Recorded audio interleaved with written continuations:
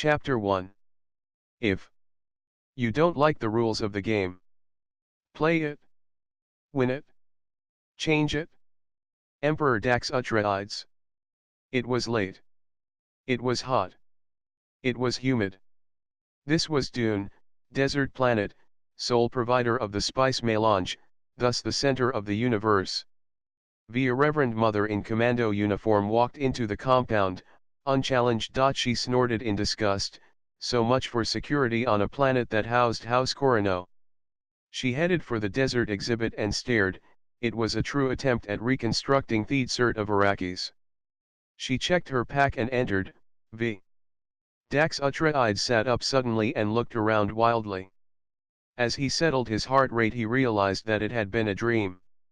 This one, however, was different. It felt real.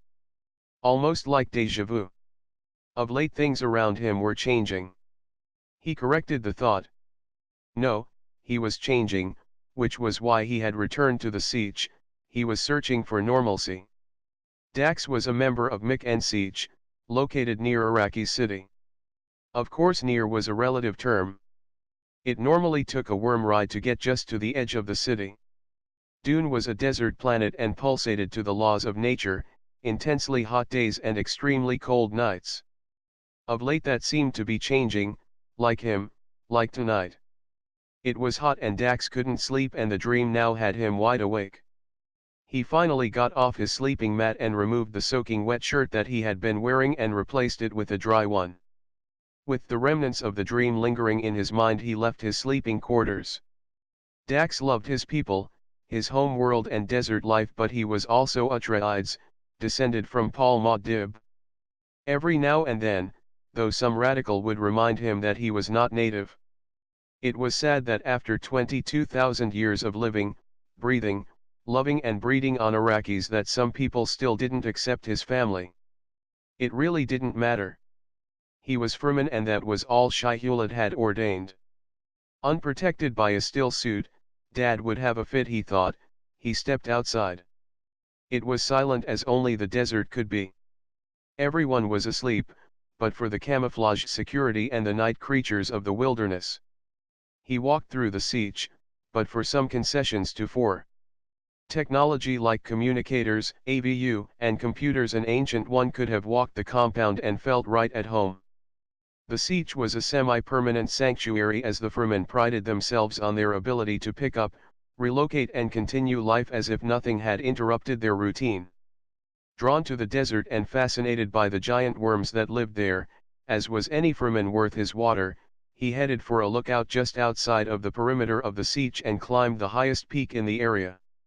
Offering a prayer, he sat and watched the handiwork of God.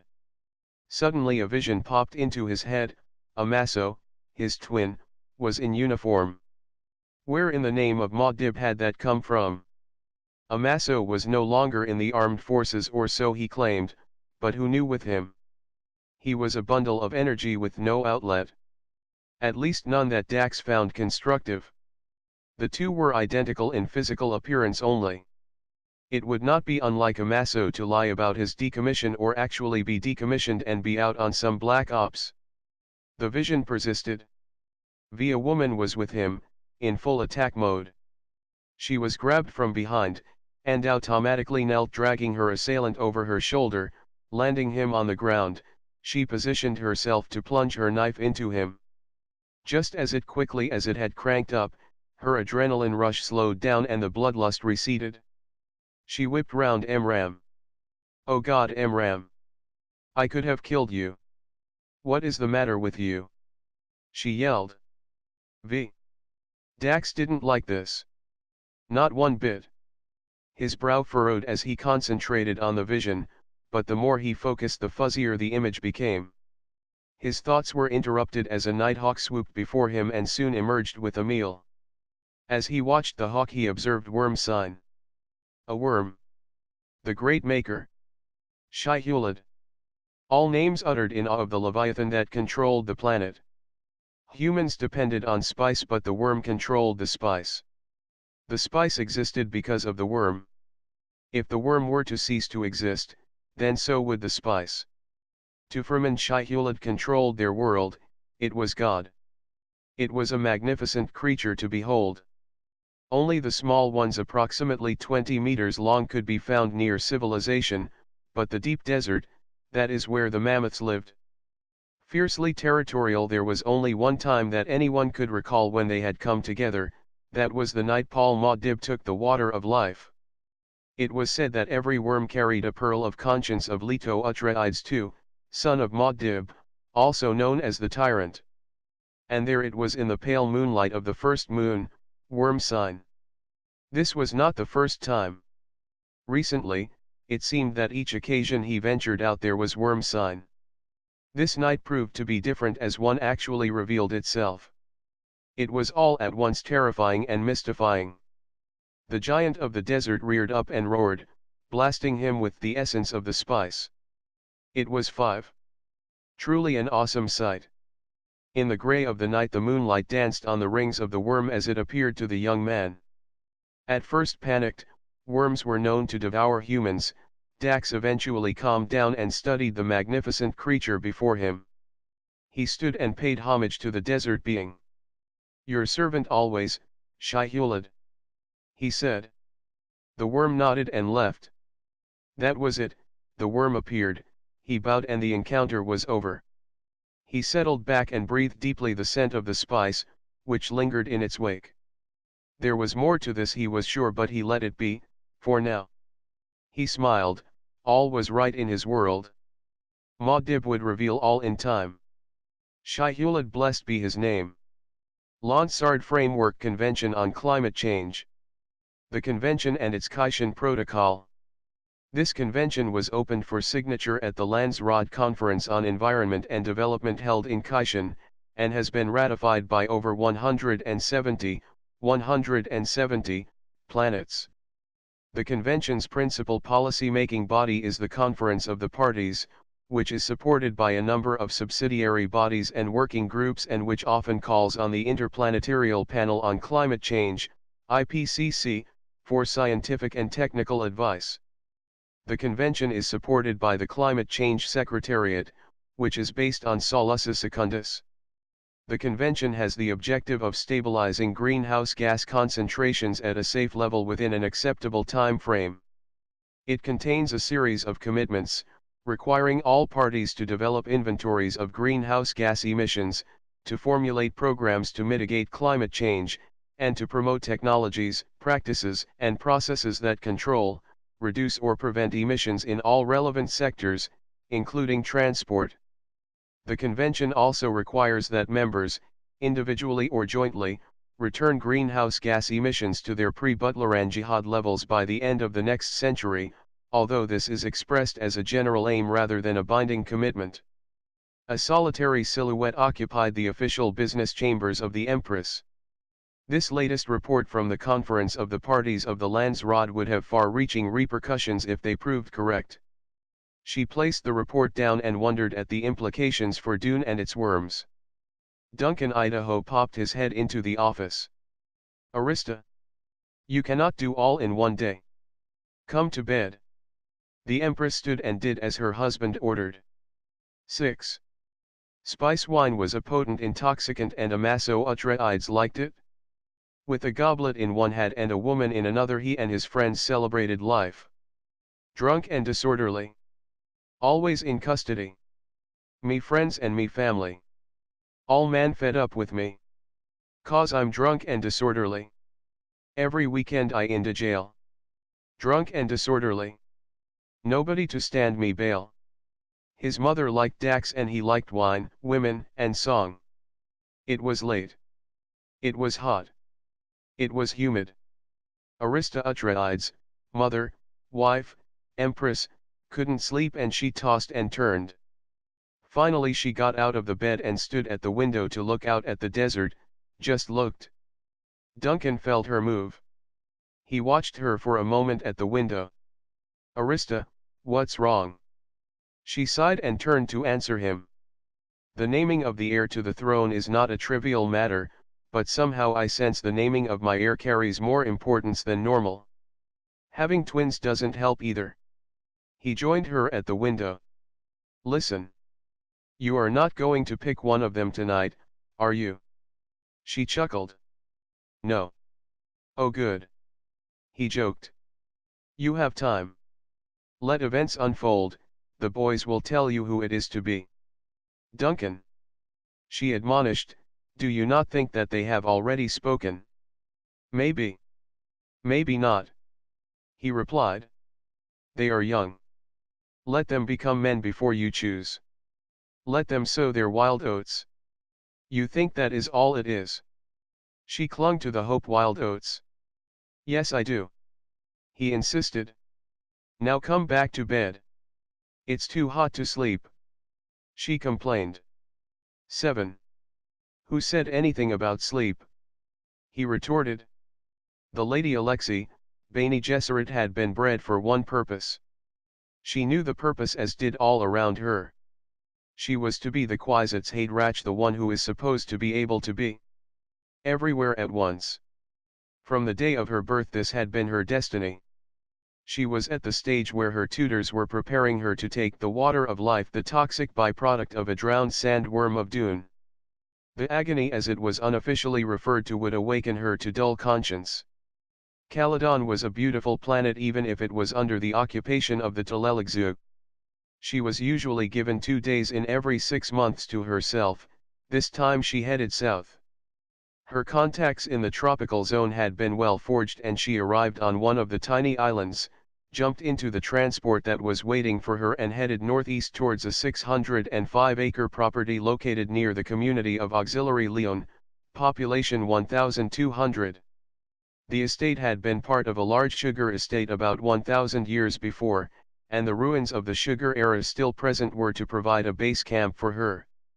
She arrived, set up camp and then perched herself on a cliff and let the crashing waves hypnotize her.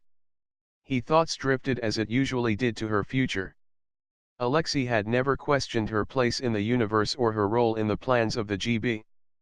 But every now and then the weight of the designation scared her. Kwisatz Haderach was no small destiny. The closer the agony got, the more the small voice inside was telling her that something was wrong. That she was not the one. She had no basis in fact, and not having taken the water of life yet she had no inner voices to consult. But nevertheless she had that nagging feeling. The setting was hypnotic and time passed in a gentle flow, relaxing her. Her patience was rewarded with nature's evening ritual of sunset, and it was spectacular as is everything in nature. In the tropics twilight is non-existent and the setting sun gave way to night abruptly. Alexei just sat in the warm night listening to the sounds of the darkness. Eventually, remembering the warnings that this was snake country, she got up and headed back to camp. Finally, falling asleep to the lullaby that nature sang, she went exploring. She found a number of natural attributes such as a waterfall she judged to be 100 meters high, 2 rivers, a collapsed blowhole, a wetland area, a variety of geological formations, and of course the beach she had seen on her way in. In her explorations she discovered that the beach was also a nesting site for birds, iguanas, and the infamous Caledon viper, which she spied once slithering along the undergrowth. 8. The 2 days went swiftly and finally the day came to leave. She closed down the camp, jumped into the transport and headed for civilization. Rejuvenated and determined, she needed to review the records on the Kwisatz program. She had a suspicion that needed to be investigated. 9. Chapter 2. C. An eye for an eye will make us all blind. Mohandas Gandhi, Ancient Peacemaker. Personal Journal, Arista Atreides, Empress of the Known World. Caledon is the ancestral home of House Atreides, as Earth is the ancestral home of the human race. Yet our water has mingled with that of Fremen. Does this make me Fremen? Or a hybrid? Is Caledon even home? Is Caledon part of the Atreides jurisdiction by virtue of the fact that it is of our house? Or is the planet mine because I rule? One may doubt that I am Atreides. Though I am, if not by birth, then certainly by thegenetic manipulation of the tyrant. With a sign, the most powerful female in the known universe shut the image ring and looked out the window. Dune, desert planet, home. Her thoughts wandered. Now this. Yet another appeal. When the migration had begun 1,000 years after the death of the god emperor, not one thought it was possible. Zen's Uni and Zen's Height live on the same planet. The universe held its collective breath. Amazingly, peace had been the result. First, because the then emperor had let the ancestral home be annexed by the religious fanatics. Second, because the Bud Islamics had split the planet down the middle, and for the first time since the human race had left Earth there was not a single planetary rule, but a primitive sharing of that power. Left to their own devices they had thrived. She turned before her aide could politely cough. Some things had become genetic, and the ability to foretell aspects of the future was now ingrained into the DNA of the Atreides bloodlines. Yes, Anan. Arista prompted, knowing full well the reason for the interruption but wanting the aide to vocalize it. Highness. The ambassador is here. 10. Which one? Both, Highness. Of course both. She thought. Stifling a sigh, Arista swept past the young woman and headed for the hall where she held court. The Reverend Mother assigned to the court of Arista Atreides watched as the brown-skinned woman entered the throne room. Even as the Atreides had brought Dune from desert planet to tropical paradise and back to desert planet, the planet itself had affected the family too. No longer were they blue and blue-eyed, blonde and Aryan, but with the effects of both the Firmin gene pool and the hot desert sun, the Atreides now were as brown-skinned as any native. The change had only served to enhance their mystic, beauty and power. Arista was true to all three qualities. The Reverend Mother listened, bored by the latest appeal of the joint petition of the ambassadors of the planet Caladan. As they had done for the last 5 visits, they appealed for assistance from the throne to fight the stranglehold the Tleligzu had on them. Once again they presented their case: for over 20,000 years, Highness, we have not only coexisted with each other but did so in peace. We are a threat to no one. We did not deserve this. The riddle that the Reverend Mother was focusing on was, why was the throne entertaining the submissions? Like clockwork, on every centennial anniversary of the invasion and subsequent occupation, the latest ambassador would submit to the latest ruler, and the result was the same. We are in negotiations. It was obvious that House Atreides had cut the historic ties to the planet and its people, but if they had, why the charade? It was a minor mystery, but one that entertained. As with any royal protégé worth their weight in water, Amiso and Dax Atreides had observed the proceedings. Tall, dark and handsome, the twins were the most eligible bachelors not only on Dune, but throughout the Empire. Though it was tradition that the elder become heir to the throne, many suspected that the younger Atreides would ascend. 11. Amiso was the hothead of the two, and today was no exception. This is ridiculous.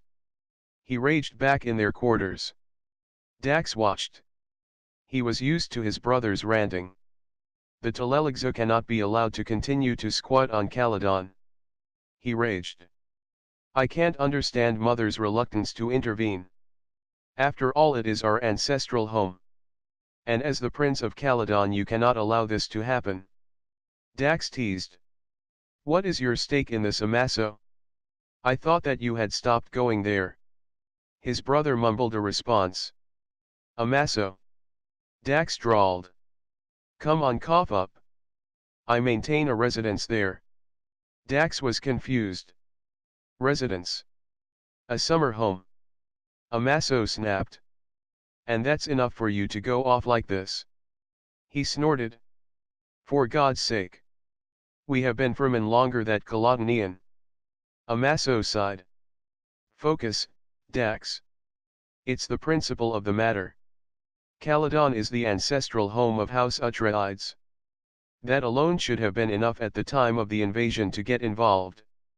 I never thought I'd hear about the principle of the matter from you. Dax got more comfortable in the chair. Next you'll be proposing that you should go over there and do something about it? He teased. Amiso stopped pacing. Now their little brother is an idea. Older by 1 minute, he usually teased his brother about being the younger. Dax sat up straight at the comment. Amiso, Don't. We'll see. The elder did not commit and poured himself a spice wine. Dax in turn walked out. The younger Atreides found himself outside. He tightened the abacus around himself, adjusted the still suit that he wore and headed out. He didn't like it when Amaso got into this moods. 12. Reverend Mother Mo Hatton had been at the window thinking when Dax crossed her line of vision. She watched him adjust his clothing and head out. An inner perception told her to watch the young man, and her inner voices concurred. There was no reason to. He was a young man like any other. True, he was royalty second in line to the throne, but covered up this way he was winding his way and no one had noticed him, yet. Using the network of CCAVUs she watched the young man. The palace was located on the edge of the metropolis and it did not take a long walk for one to find oneself on the edge of the desert. Every step he took brought him closer to the desert and further away from the city. He was expecting something and there it was, worm sign. Why was it every time I approach the wilderness that the guardian of the desert appears? He wondered. Do they not want me there? He changed his direction. The worm sign matched him. The colossus did not break the sand line, but there was no mistaking its bulk below the surface. Dax finally gave up and returned to the palace. Did the worms of Arrakis have a unique link to this youth? Mo Hatton contemplated what she had just witnessed. It had been the aim and claim of the tyrant that there would be a gem of his consciousness in each worm. Had he achieved this? The woman's mind raced.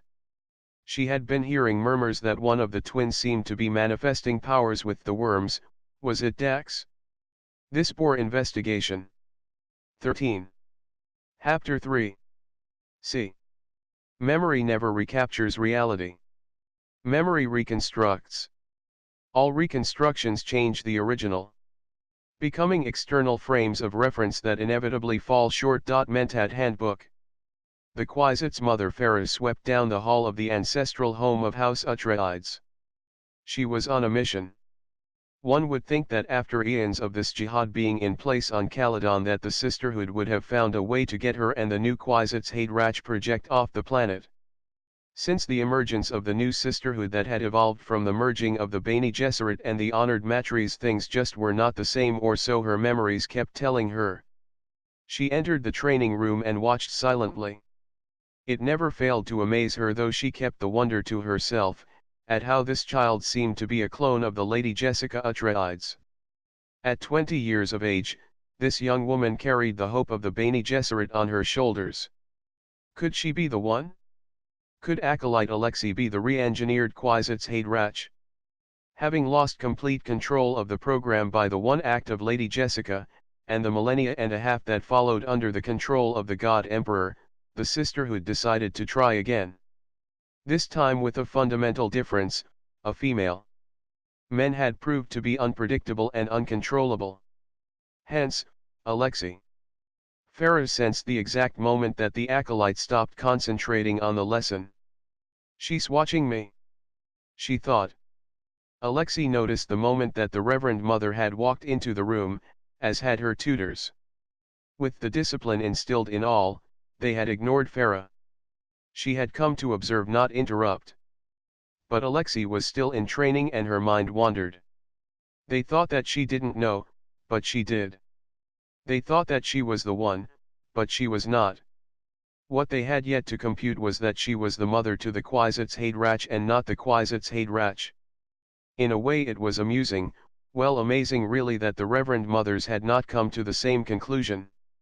After all, they've been at this for millennia and she a mere slip of a thing, and yet she had managed to figure this out.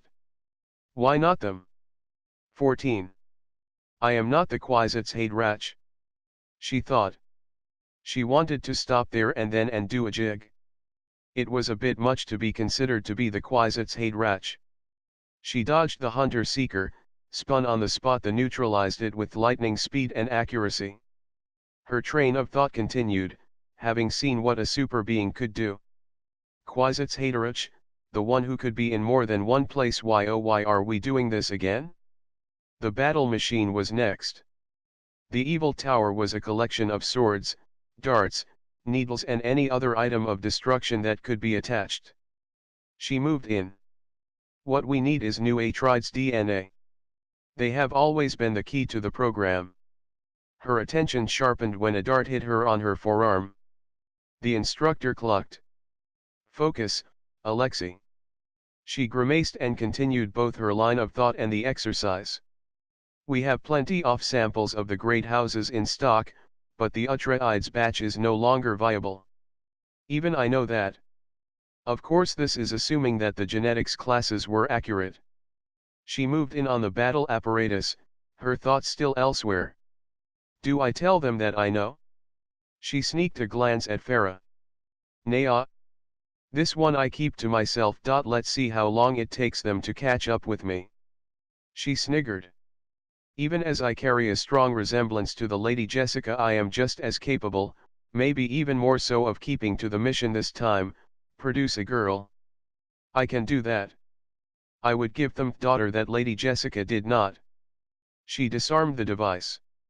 As she bowed in the ancient martial arts manner of respect, she thought, enough waiting, the time had come for action. Farah watched the young woman and heard the giggle. Under their tutelage she was mature for her age, but she still slipped now and then.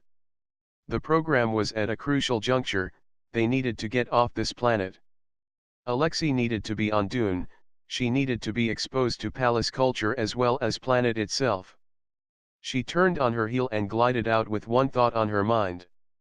Enough waiting, the time had come for action. Baron Vlad Harkonnen was the latest baron in a long line of barons, the fourth to be named Vladimir, and like all before him, sadistic.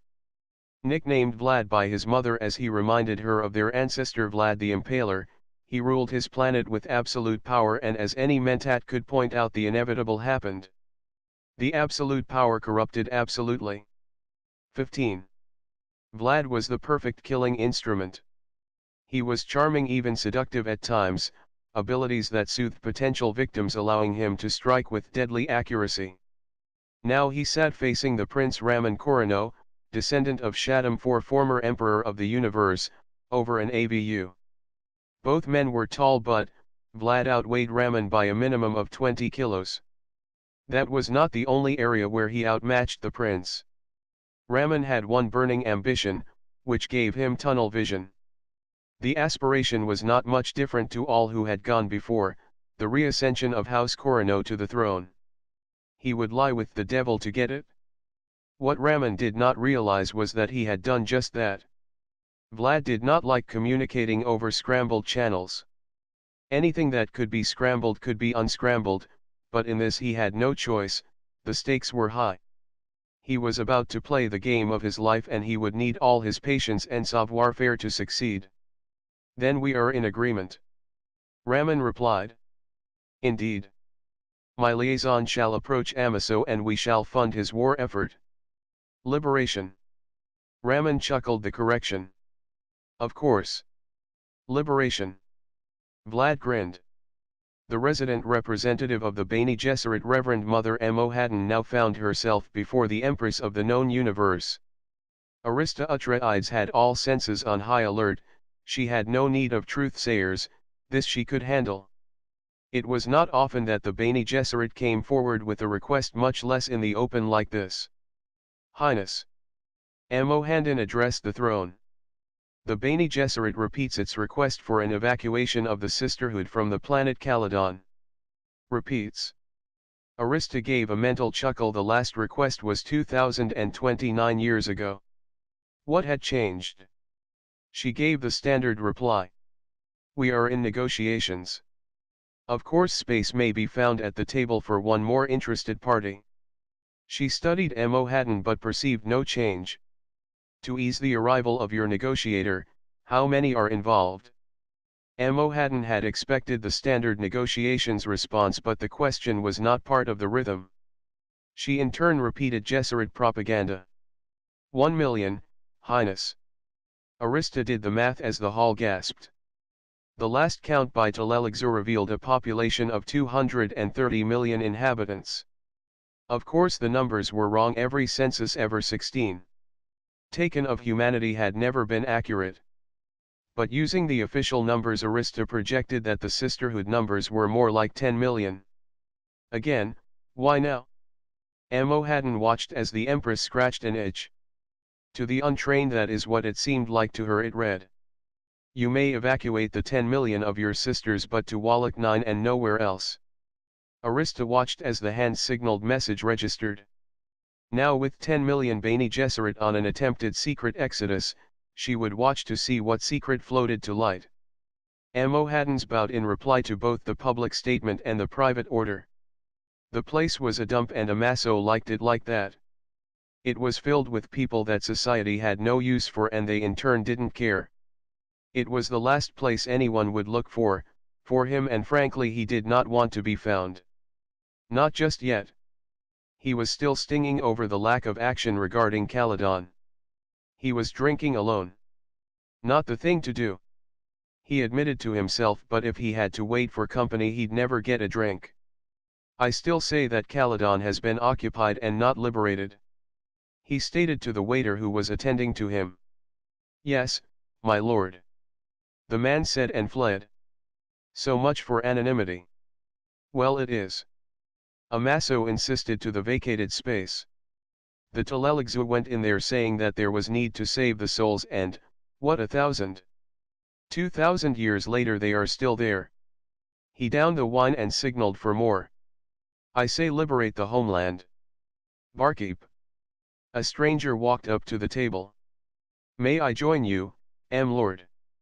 Amaso squinted at the man. "I'm not Dax," he stated. "I know, Major." The man sat next to him. Now that he didn't have to look up, Amaso studied the man. "You look familiar." The second glass of spice wine arrived, but he didn't touch it. He liked wine, but he knew the when and where of it. The man smiled. "I have that kind of face." "You have me at a disadvantage," Amaso said. "You know my name." 17. "Oh, how remiss of me. I'm Al Samud." Amaso waited. "No last name?" "No last name." "Huh," was the Atreides response. "What can I do for you?" "No, no, no. It is what I can do for you," Al Samud replied. Then his voice dropped. "I am planning a mission to Caledon. As part of an assignment to assist the Caledon army." Amaso was skeptical. "The army, you say?" "I do say. I am putting together a special operations force to assist the embattled military forces there." He monitored Amaso. "I'm looking for experienced military men." "Interesting," was all Amaso would say. Surely that outburst earlier was not only talk. Al Samud jeered. The jibe hit home. "Okay, I'm in, on one condition." "Okay. Your last name?" "Rabban." Al Samud grinned, using the name of his reviled ancestor. 18. Chapter 4. See. For God so loved the world he didn't send a committee. From an axiom. Alexei had taken the water of life. A poison extracted from the sandworms of Dune. It was a dangerous ritual that had claimed a number of lives. It was necessary that Alexei endure what was commonly called the agony. The agony for that is what was endured. Pharaoh was about to conclude that Alexei would die from the water of life ritual, when the young woman awoke from her coma-like state. Taking the water of life was a draining experience, and once she was assured that Alexei had come through, she left the new Reverend Mother to recuperate. High up in the Deltian mountains of Caledon, a small band of special ops personnel moved up towards a cave. There seemed to have been only 3 guards outside, but on the off chance there were more on the inside, the team moved cautiously. First Amaso, followed by Andressa, then Alex, and bringing in the rear was Aran. They were teased mercilessly as Team A. "Imagine," the commander had observed. "Every member's name begins with A." The group was soon under attack. Amaso in the lead was the first to be assaulted. Aran leaped in to aid in the struggle. As the two dealt with the attacker, Andressa was grabbed from behind. She automatically knelt, dragging her assailant over her shoulder, landing him on the ground, and she positioned herself to plunge her knife into him. "Andressa! No. It's me, Amram!" he shouted and squirmed. Her adrenaline was pumping, she was in battle mode and the kill action was in full motion. Her arm went up and the knife flashed as the descent motion began until Alex kicked the knife from her hand. Andressa looked at Alex with blood in her eyes. Just as quickly as it had cranked up, the adrenaline rush slowed down and the bloodlust receded. She whipped round Amram. "Oh God, Amram! I could have killed you. What is the matter with you?" she yelled. They had come to rescue him and she'd nearly killed him. 19. Once the water of life had been taken, the sisterhood knew when another had joined. No matter where in the universe it happened, it was one of the miracles of the transmutation of the water. They all knew when Paul Atreides had gone through the agony, they had gone with him on that ride. He had occupied a place where none of them could look. Once the faux pas of that program that had produced Paul Muad'Dib was over and the rule of his son the tyrant concluded, they had reviewed the Kwisatz program and concluded that there were areas for improvement. So the sisterhood had continued the program that had given them Alexei, but she was not the one. Now Farah had to tell the young woman who had been raised to be the Kwisatz Haderach that she was not the one. "I knew before I endured the agony." Alexei comforted Farah once she told her. Farah was shocked at the response, and Bene Gesserits didn't shock easily. "How?" Farah asked. "I just did." The teen explained. "I am Bene Gesserit. I just knew." And there you have it. Farah thought. Now we must go one generation forward. With an Atreides male. Alexei volunteered. "Yes." Farah confirmed. "I must assimilate the present data and make a projection. Either way, Reverend Mother, we need to go to Dune."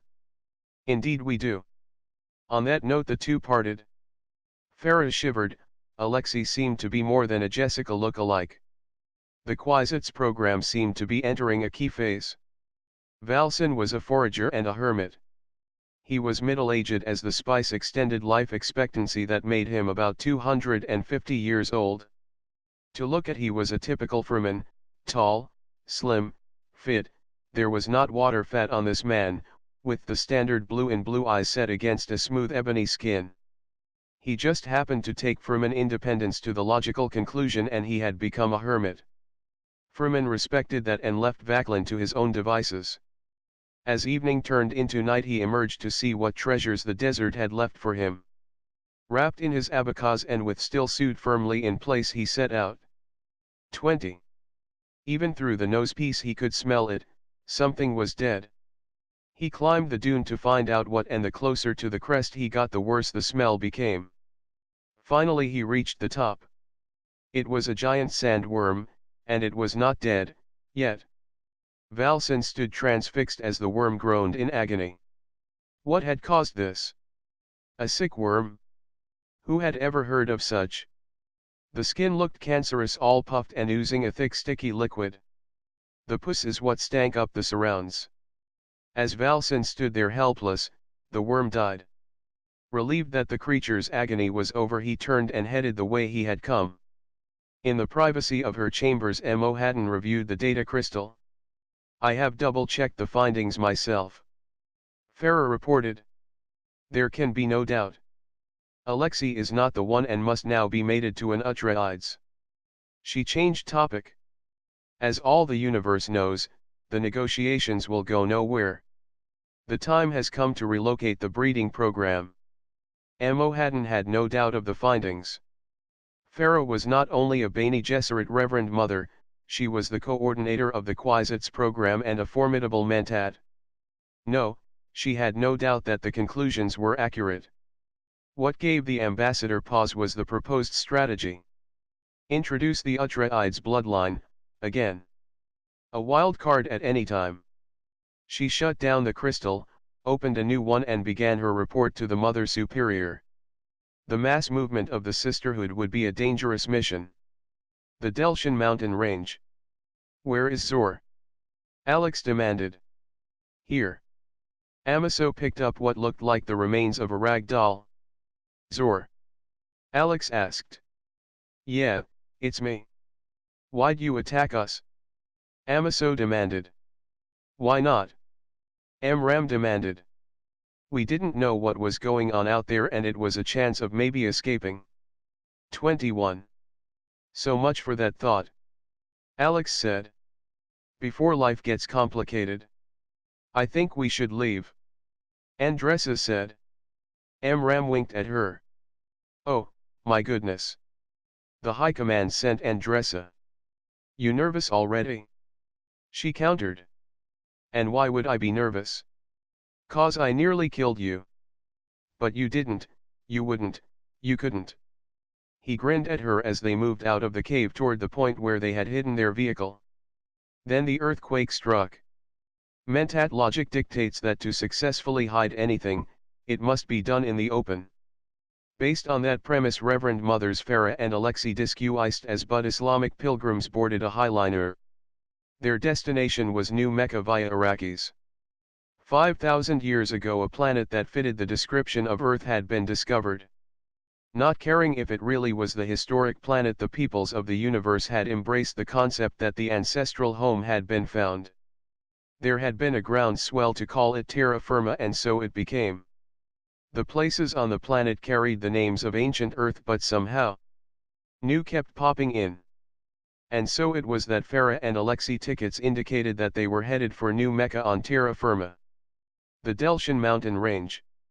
Here's another one. A man shouted in Delshan, the dialect native to the Zenzioni people of the mountains, to anyone who could hear. Praises be to Allah. A woman replied. A group of people made their way through the rubble. As the woman approached the spot, she marveled. Ahmed, does he live? If it is the will of Allah. Ahmed replied as he joined the chain of hands that began to move the rubble. Many have died in this war, and now with this earthquake many more may die, Sophia. As for this one, he left the thought hanging. There was a gasp. Tell me. Sophia demanded. 22. He is an infidel. Someone announced. He is not Zenzioni, he has blue eyes. The crowd stood back as if burned. And that is reason enough to stop. She asked, has the one taught you nothing? Show mercy to the man. Besides, being an off-worlder does not automatically make him an infidel. Many have seen the way and converted. They reverently placed the corpses of Team A to a side and continued the rescue. The latest Baron Harkonnen opened the encoded message. Amaso Atreides of Dune is missing in action. No sooner had he read the lines than the message burst into flames, self-destructing, almost burning his hands in the process. Damn it! He cursed. The last time the Harkonnens and gotten mixed up with House Corrion, there was a shift in the power base the likes of which was not seen until the God Emperor. Now here they were back at square one. Conspiring. This time with an Atreides. Vladimir must have rolled in his grave. What a trinity, Harkonnen. Corrion, Atreides. Now the damn fool had gone missing. He needed to be found, and fast, if their plan was to unfold on schedule. Ahmed approached the tent that now acted as a hospital for the victims of the earthquake. They had buried the dead, including the team. He spotted Sophia and approached her. How is he? She didn't have to ask of whom he spoke. Alive by the will of Allah. Has he spoken? All he will say is Dax. He has many injuries, but they will heal. She replied. As to whether his heart and soul will do the same. Dax? What is a Dax? She shrugged, she had no idea. 23. All in the hands of Allah. He said. All in the hands of Allah. She echoed. Alexei stood at the window to their quarters and idly watched the boarding of other passengers and the loading of cargo. Just standing there she could make out her reflection in the plexiglass, and her mind wondered. I look like the Lady Jessica, and I am Bene Gesserit who must mate with an Atreides male. There is a pattern here. Will I do as she did?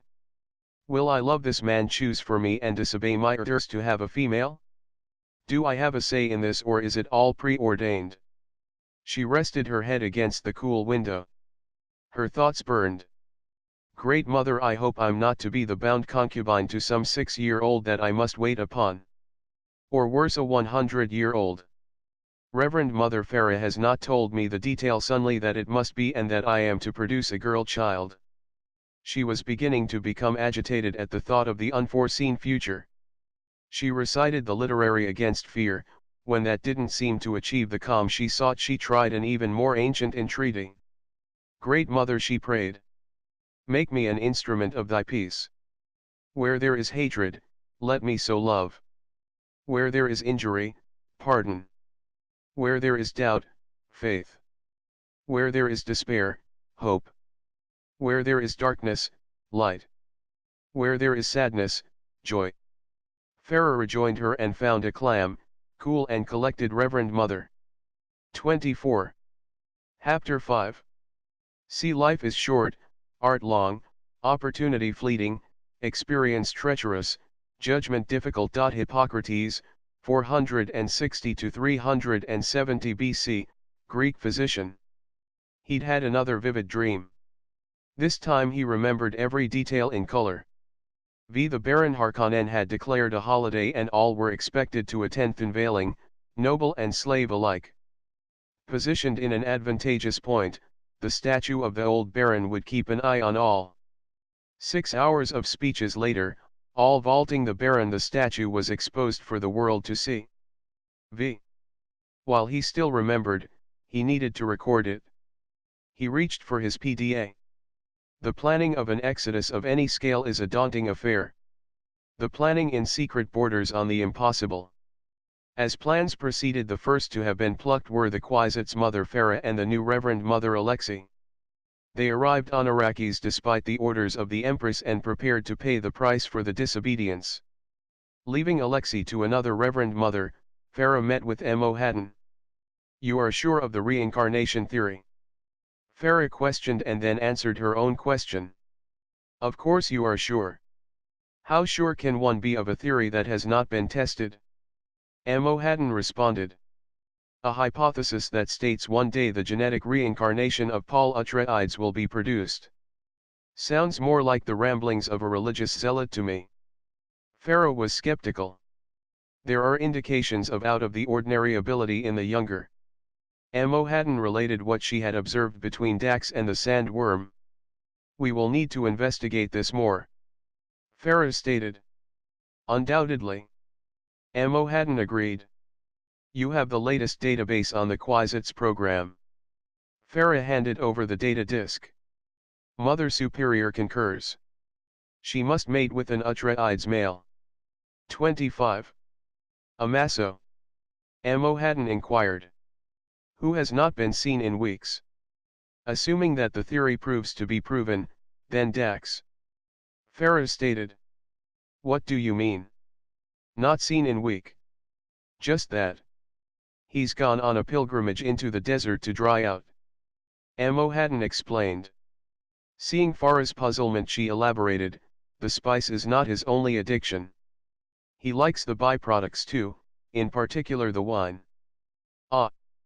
Yusuf approached his wife Sophia. It has been 2 days, does he still says nothing? Still only Dax. Dax, he echoed. Dax. She repeated. He took a deep breath and exhaled heavily. What are we to do with him? We keep him until Allah shows the way. Then in the meantime he must learn Delshan. This one-word vocabulary will not work. He pronounced. What is this word again? Dax. She reminded her husband. He snorted. Dax indeed. What is a Dax? Finally, Alexei was left to her own devices and she used the opportunity to explore her new world. The palace was huge and it would take more than one occasion to fully explore. So she focused this time on the throne room and the attendant offices. So this is where the power in the universe is wild from. She thought. Suddenly she whistled no particular tune. She just made a noise, and as she expected there was an echo. She didn't know the style of the hall, except that it was ancient. She moved towards one of the portraits on the wall. Duke Leto, she read. Then she moved to the next and the next and the next. The walls were lined with the rulers of the empire. She could see the family resemblance from one to the next.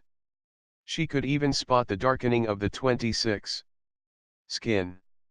It was difficult to spot as you went down the line, but looking at Leto and then comparing him to Arista too, there was a definite change.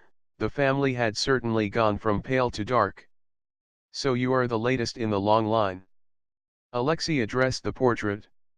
You are indeed beautiful. She heard a noise and she pressed herself against the wall. There was no need, Dax was not interested in anything going on in the hall below. Not bad. Not bad. Alexei observed the passing of young man. I don't suppose that my luck would allow you to the Atreides I must mate with. She watched him disappear round the corner and she went back to studying the hall of portraits. Baron Vlad Harkonnen met with his two sons, Al-Samud and Samir. Your mission is a simple one. Vlad explained.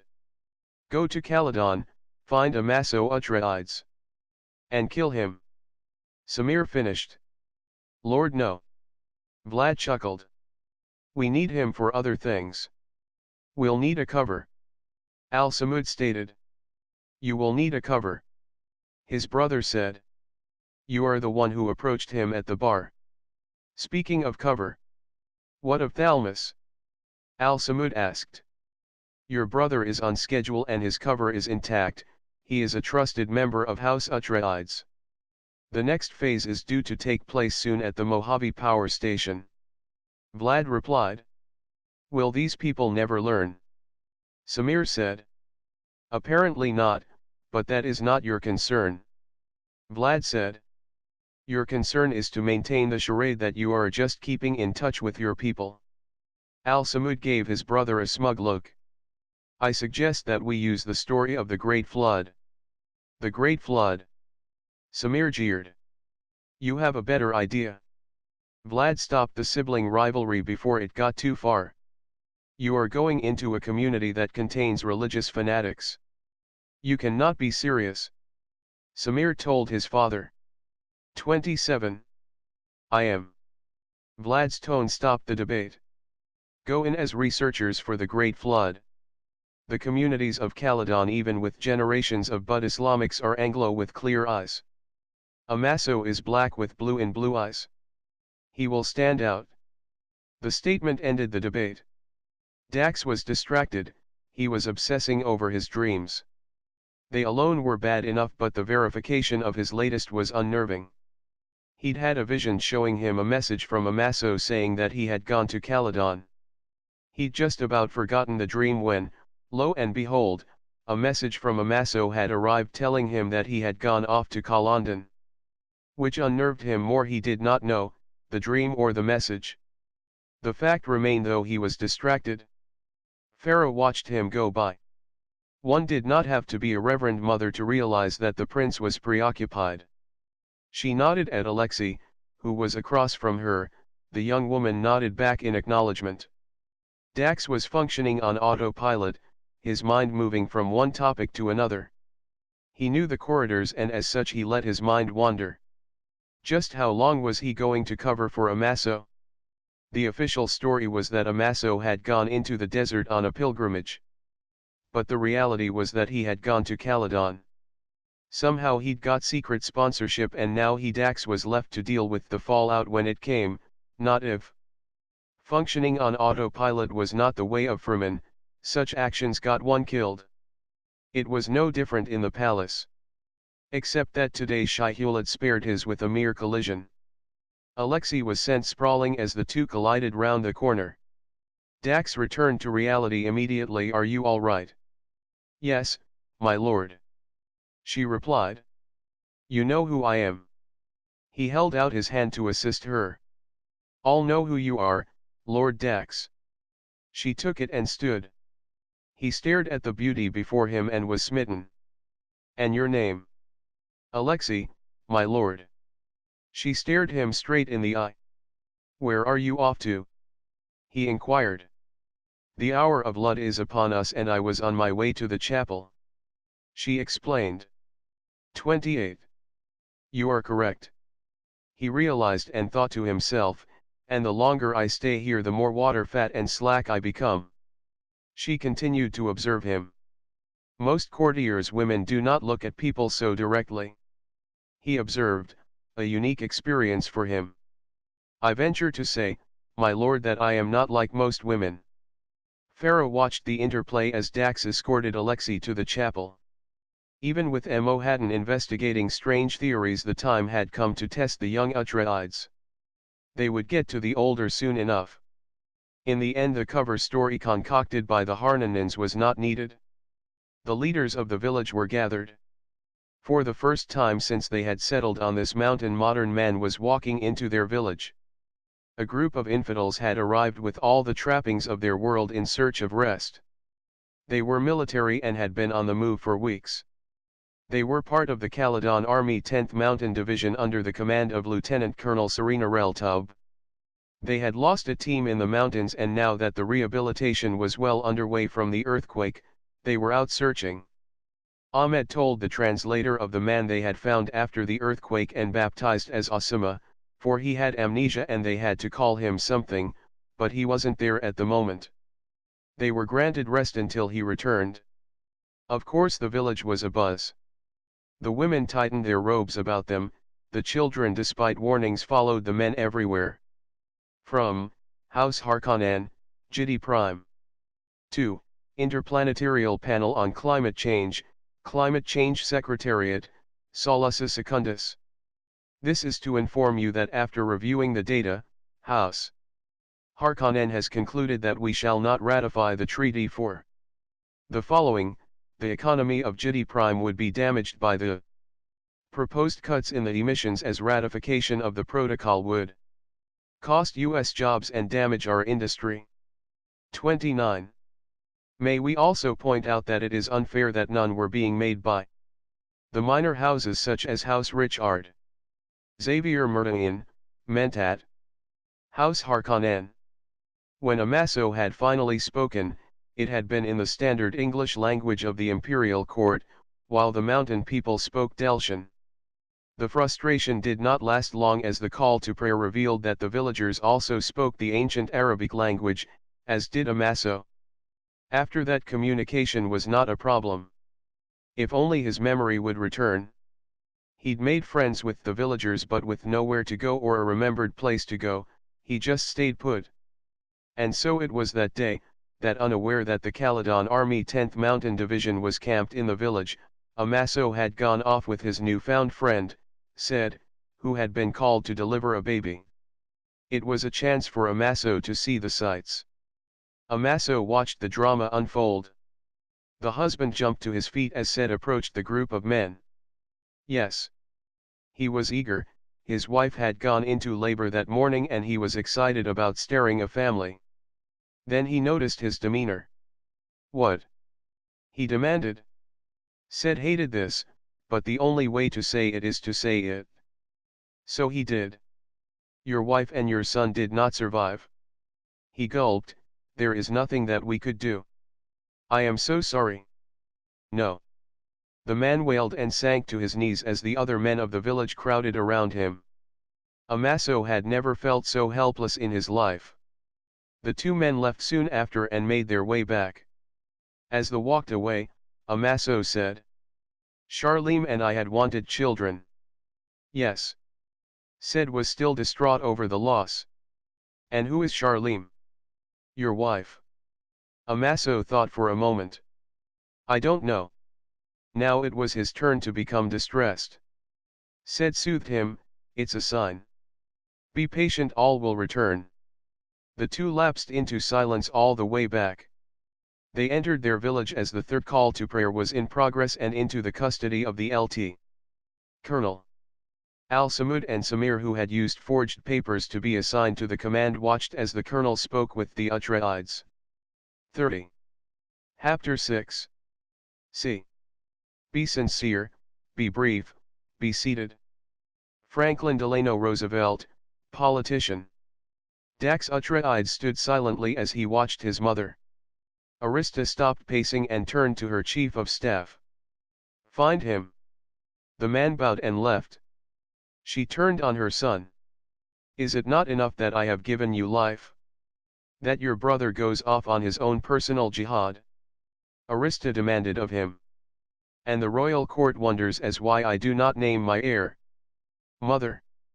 Silence.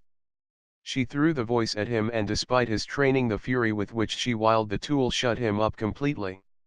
You were raised in desert and palace, and yet you and your brother do not know the ways of survival of either world. He broke the command. I am not my brother, and never make that mistake, mother. We may look alike, but we are not. The tone in his voice gave her a moment of pause. Maybe. She conceded. Maybe. Raman ensured that the message was completely blunt. The statement from Vlad had been simple. Amaso found. Phase 2 must start, charge him with dereliction of duty, absent without leave, and anything else that the Judge Advocate General can come up with. Just keep the pressure on. Arista. Amaso hugged Sophia and then Yusuf. There were no words to express his emotional state. He tried. Yusuf stopped him. Go. It is the will of Allah. You came to us and now you must go. 31. Even if it is to find Dax. Sophia grinned. Even if it is to find Dax. Yusuf echoed his wife. Allah be with you, my brother. Think of us. Sophia requested. I will never forget you. He promised, yet still he hesitated. You do not wish to go? Sophia probed. I had planned to go to New Mecca. He explained. It is time. Yusuf nodded his understanding patience. Brother. It is not time yet. If it were, then these men would not have found you. Now it is time for you to reclaim your life. It is the will of Allah. Go. You will see New Mecca when it is time. And when you do, bring the Dax to see us. Sophia suggested suddenly. Amaso's face lit up. Yes. He nodded yes. Reverend Mother Mo Haddon stared at the data disk. She had the advantage of past lives to guide her, even if there was the risk of insanity. What she held in her hand was new even to them. The message from Chapter House was indisputable. There was reason to believe that Solus Secundus may have sandworms. A sister was being sent to verify. In the meantime, the sisterhood was informing her in the event that the information may be of use to her. One thing was clear, the monopoly of spice production on Dune had to be broken. As far as Mo Haddon was concerned, someone/anyone breaking the spice monopoly would weaken the Atreides Empire and strengthen the Bene Gesserit position, and that could only be a good thing. The Lady Alexei stood before the Reverend Mother Farah. Farah was not happy. Alexei, there has been no progress with the Prince Dax Atreides. Reverend Mother, the Prince has been keeping his distance, and since our initial encounter we have met once or twice. Neither occasion lent itself to the furtherance of the mission. Alexei explained. Farah stood to look out the window. Alexei continued. What is required is a situation that requires our constant contact. I understand that the Empress is in need of a cabinet secretary. 32. Farah turned and faced the young Reverend Mother. And the sons attend the cabinet meetings. The situation remains less than ideal, but it will provide an opportunity for constant contact. Alexei forwarded her case. Agreed. I shall have Ambassador Mo Haddon speak with the Empress. She said, and then added. It may not be an easy assignment to have allocated or to execute, for you are young. But able. Alexei assured the Reverend Mother. The Teleligza had seen the team head up the mountain and had had the patience to await their return. On the trip back to the command post they struck. There were explosions everywhere. Amaso Atreides, together with a number of others, was thrown from the transport. Once again he survived, where many did not. His memory returned. From Terran Grothink. 2. Prince Raman Corrion. Message. All is on schedule. We respectfully request the second installment of payment. J2. Chairman of the board. The ragtag team from the mountains finally entered the command post. The JAG officer scrutinized them as they walked by. That him?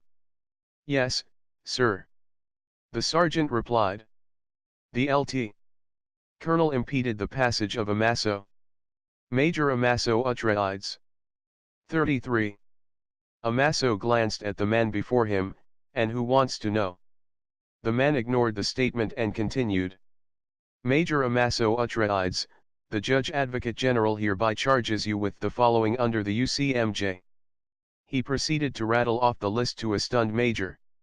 Article 97. Unlawful detention. Article 86. Absence without leave. Article 87. Missing movement. Article 88. Contempt toward officials. Article 89. Disrespect toward superior commissioned officer.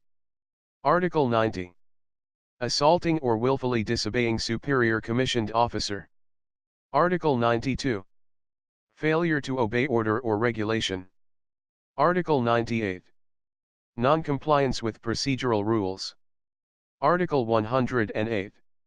Military property of Fedaykin loss, damage, destruction, or wrongful disposition. Article 111. Drunken or reckless driving. Article 112. Drunk on duty. Article 112a. Wrongful use, possession, etc., of controlled substances. Article 116. Breach of peace. Article 117. Provoking speeches or gestures. Contemptuous words, Article 123a. Making, drawing, or uttering check, draft, or order without sufficient funds. Article 133. Conduct unbecoming an officer and a gentleman. And any other charge that the judge advocate may wish to add. The colonel finally ended the litany. Sergeant. Sir. Place this man in custody till he can be transported. Sir. Should have stayed in the damned mountains. Amaso grumbled as he was taken away. 34. Chapter 7. See. All that is gold, does not glitter. All those who wonder, are not lost. Magician Gandalf of Middle-earth. Despite the agreement that there would be no talk of work in the chambers of the Empress and her consort, there were times that it could not be helped. This was such a time. As they lay in bed, arms and legs entangled in each other, the topic was broached. Amaso has been accused of a laundry list of crimes including working for the enemy. Arista replied in an unemotional tone to Duncan, who wasn't fooled in the slightest. He took a deep breath and sighed. They look like two peas in a pod and yet are so different. He said in description of his sons. So Dax informs me. Did you even know he was off-world? She asked. Not a clue. You? None. But in typical twin manner Dax knew. Now what? Duncan was worried. As a soldier he knew what such accusations meant. She snorted, adjusted her body to look at him. Now, my love, I must decide. Follow Alia, of the knife, and do as I please? Or follow Leto Atreides the first and do the just thing? He swallowed hard. Do the right thing. If only for the reason that it is right. And lose a son. She wailed. And lose a son. He echoed and drew close to comfort her. In the safety of his arms she confessed. My concern is, how can I control an empire when I can't even control my sons? An empire is simpler, my love. Idaho assured her. Believe me, I know. Though Machines loved presenting to children. They were such sponges. They are curious about everything and not afraid to ask any question that happened to pop into their heads. 35. Kynes was the latest in a long line of planetologists, first started by Pardot Kynes and later by his son Liet, and like his forefathers he was passionately protective of the planet Arrakis. Like House Atreides, he too had gone native to the point of being as brown-skinned and blue-eyed as any Fremen. Today he would get his usual satisfaction plus a lesson to set him down a new path. Having been introduced, he set about establishing the parameters on climate change. There is a layer of gas around most planets that acts like a blanket. These gases, called greenhouse gases, keep the temperature underneath stable. He got his first interruption, when a little hand flew up. Yes, he encouraged. Does Iraqis have this gas? A little boy asked. Indeed we do. In fact, in recent decades the chemical balance has changed and temperatures have risen. Second interruption. This was going to be an interactive class, the kind he liked. My mommy says it's called global warming. And she is very correct. Kynes was almost joyous. Global warming is not a good thing, and as such action by all is needed to reduce the risk of climate change caused by global warming. Not a good thing? One asked. No. A voice from a corner replied, it's hot. Isn't it, Dr. Kynes? Isn't it hot? 30 trusting faces looked up to him for the reply. Yes, it is hot, and it could get hotter. Why? A little girl asked. Didn't you listen? Her friend poked her in the ribs. It's global warming. Kynes watched the little girl deflate at the reprimand. He came to her rescue. I know what you mean. Global warming is caused because of the increasing use of coal, oil, and natural gas for heating and energy, especially for transport, and clearing of forests around worlds, which has caused a large increase in greenhouse gas emissions. Frowns appeared on some faces. A hand flew up. Sir. Kynes nodded for her to speak. But we don't have forests to cut. No, but Giedi Prime does, and so does Kaishan and a number of other planets. He continued. But we do have the vehicle emissions of off-worlders that create carbon dioxide, which is a 36 major greenhouse gas, and remember, on agricultural planets there too is an important source of our greenhouse gas emissions, as methane is produced in the stomachs of grass-eating animals such as sheep and cattle, then belched into the atmosphere. He added one last point. Also, the seat of the empire is here on Arrakis. We have a large city population here that use a lot of imported fuels, etc., to keep us going. Like the Mojave power plant. The teacher added. Remember? We visited it? Exactly, he agreed. Are we going to die? They were getting scared. Time to change strategy. Not today. He chuckled. One of the ways to fight climate change is to plant trees. Can you think of any others? Stop burning. Don't use ground transport. Ride a worm. Don't have animals. Kick the foreigners out. The list was lusty and endless. Finally the teacher calmed them down. Then the breakthrough, as a bright spark asked. Is that why we use everything? Well spotted. Kynes enthused. All good Fremen know that burning isn't a solution, it pollutes the air and may release toxic substances. That is why for generations we compost and recycle. It is a healthier option for you, our neighbors, and the environment. And remember that Shai-Hulud shares the environment with us too. Kane's lesson for the day was now turned on him. Sir. The child hesitated. It took some coaxing, but he finally got the story out. That is my sister and I. Horror flashed across his sister's face. We were out in the open desert. He got rapid. I know we weren't supposed to, but there was the smell. Smell? Kynes wondered where this was going. Yes. The sister took up the story. It was awful. Like rotting spice. 37. Only worse. The brother expanded. It was worse.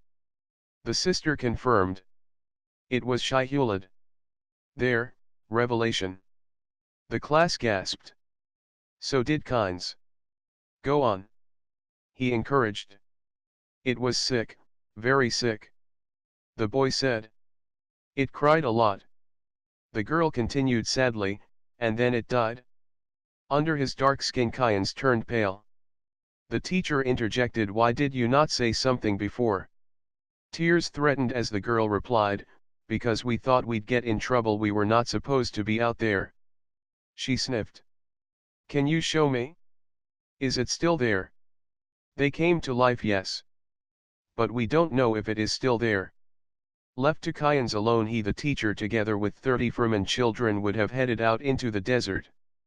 But the teacher intervened. The lesson was allowed to end, and a few hours later, 2 chastened children, an impatient paleontologist along with a group of worried Fremen authorities, headed out into the desert. From Terran Growth Inc. To Prince Raman Corrion. Message: we are in receipt of the second installment as per our agreement. Attached herein is the monthly report. As you will see, all is in order and on schedule. As agreed, we await your envoy for the latest scheduled inspection. J2. Chairman of the Board. 38. Security was on the verge of total collapse as the Fedaykin struggled to execute their duties in the face of the wave after wave of people who camped daily outside the courthouse compound, awaiting the trail of the millennium. Eventually Arista opened the proceedings to the press, and the images were beamed to large screens located throughout the empire. This indulgence of hers to allow Amaso to be tried may prove to be her undoing yet. She watched from the privacy of her chambers, as did most of the land's rod. "Commander Ferreson, are you ready to call your first witness of the day?" the judge asked. "Yes, sir, we call Lieutenant Colonel Serena Reltub." She was sworn in and instructed, "State your name, rank and duty station." Lieutenant Colonel Serena Reltub, stationed with the Caledon Army 10th Mountain Division, Special Operations Forces / Marine Expeditionary Units, Deliacean Mountains, Caledon. Ferreson stood. "Colonel, what is the mission of your Marine Expeditionary Units in the Deliacean Mountains?" "To provide the Commander-in-Chief an operational maneuver capability from the air," she replied. "Were you stationed in Deliacean Mountains when Major Amaso Atreides was caught?" "Yes. And so it went." Such was the obsession with the trial that the arrival of Reverend Mother Shakira was one that passed with no special notice. Arista had had no choice. The Coam reception had been planned for months, and court-martial or no, the function had to go on. 39. The meeting was convened and the hall was packed with members of the siege. Mick spoke. "Fremen, Harman has grave news for us. News that must be verified and then taken to Arista." "Speak, Harman." The Fremen stood, tall, dark-skinned with the trademark blue in blue eyes. "I have returned from Solusa Secundus, where a new museum was opened. Raki's World it is called, an imitation of the desert planet Arrakis. It is said to be home to a maker sandworm. Off Dune? Impossible." The 3,000 attending the meeting were too stunned to speak. "As we contemplate this, there is more," Mick added. "Though Ma has heard rumors that the worms of Arrakis are dying." He held up his hat for silence and got it. "As yet there is no proof, but if it is true, then though Ma will find it, and then we will have greater problems on our hands." The future of the Fremen had just become unsure. Where was Ma Dib when needed? Alexei was bored. This Coam reception had gone on for hours, and as sophisticated as she was, being a reverend mother and all, she was bored. She must have interacted with every male here, not that she had a choice. She was new to the court, tall and beautiful, with clear blue eyes yet to show the spice addiction that was sure to come. The young reverend mother began to wind her way towards an exit. It took her an hour of taking 2 steps, holding a conversation and taking another 2 steps only to be stopped again. Eventually she got to the door and slipped out. She wound her way up the stairs that led to the mezzanine that overlooked the grand hall. Relieved at her eventual escape, Alexei too in her surrounds. The mezzanine was a library. The shelves lined the walls with a scattering of lounge chairs and sofas. Alexei sauntered past the shelves and was able to read each as she went. The complete works of William Shakespeare, La Géométrie par René Descartes, El Señor de los Anillos por J.R.R. Tolkien, Vladimir Ilyich Lenin, Dune Dirk Frank Herbert and Catholici Naranquis Antiquamente Novum Testamenti. All in their original language. These books were priceless antiques. So engrossed was she that she failed to notice that she was not alone. It has been a long time since those books got such attention. The man said. She whirled around. My lord. I didn't realize. Dax remained sprawled on a chaise lounge and raised a hand to silence her. It's all right. 40. She nodded with relief. Fed up with the reception? He asked. I'm new, my lord, and not used to such. He grinned widely. Now there is a diplomatic answer if ever there was one. She chucked. Come, sit, talk with me. Dax invited. Alexei took a comfortable chair opposite him. So, which one of us are you here for? The smile never left his face. Sire. He chuckled and leaned forward. Oh, don't sire me. It is obvious that you are here to be with either Amaso or me. Now which of us is it? I don't know. She confessed. He leaned back. Ah, the truth, so refreshing. You are a truth-sayer. I am. He confirmed. He can discern the truth. She thought. Is he the one I am to mate with? If he is a truth-sayer, what else is he? Sorry. Sire, my mind wandered. She blushed with embarrassment. I said. I like you. He announced, but I wonder, are you worthy of House Atreides or a snake that'll end up biting us in the butt? She accepted the compliment, thank you. I think the whole court likes you. He snorted. I'm new, that's all. It's the novelty of new blood. She explained. Maybe. Maybe not. Now what? She asked. Now he contemplated the question. Now. I Prince Dax Atreides, Major in the Fadakan, Sultan of Arrakis, he digressed, my brother is Prince of Caledon. Then he continued, Grand Duke Las Caras, Sheikh Cabus Ibn Said and Lord of all I survey. Alexei giggled. Now. I intend to escape this everlasting reception and leave. You interested? 41. Oh yes. She replied with no hesitation. As they left, Alexei contemplated, I wonder what the point of the title listing of his and his brothers was all about. Was it for me to decide which brother is worthy? Which one I want? One problem there, it's not up to me. That listing of titles thing. Dax answered, it's a thing my grand dame liked to do when she wanted to stress a point. I kind of picked up the habit, there was no intent there. Alexei missed a step, great mother. He had read her mind. He had heard her. Dax caught her. You okay? She could only nod. He righted her and continued to lead. Farah watched as the two made their great escape, unaware that they had been observed. 42. Chapter 8. C. Resistance is futile, the Borg Collective.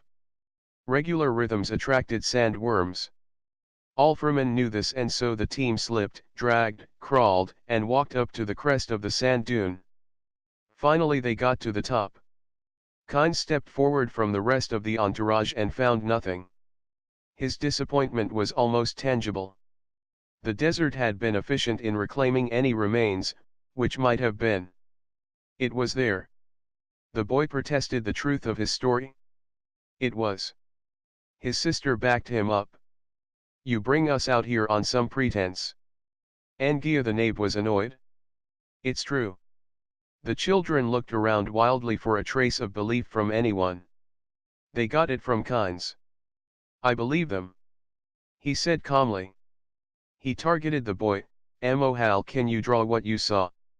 Amohal nodded. Kynes continued, the carcass may not be here, but it is only a matter of time before the evidence becomes commonplace. What evidence? Angia demanded. The dead bodies of sandworms killed by the increased warming of the planet. he replied. Global warming.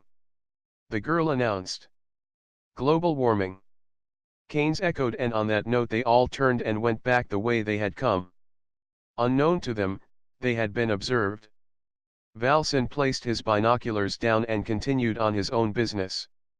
If they had come to see the carcass of Shihula, there was none to be seen, and he had no intention of interacting with anyone. Reverenade mothers Shakira, who had arrived to test Dax, Farah the Kwisatz mother, and Mohadan the ambassador to the court of Atreides, met in chambers. The biosample you sent is confirmed, Shakira reported. Farah's eyes bored through her sister. 43. He is the genetic reincarnation of Paul Atreides. Mohadan felt the need to say it out loud. The rumor was true. What of Amaso? Farah demanded. He is not. Shakira stated.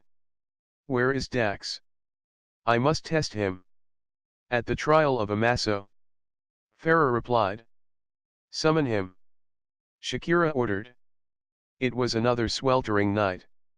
A shadowy figure of a man dressed in black made its way towards the nerve center of the electric power grid. His intention was simple, to see if it could be done.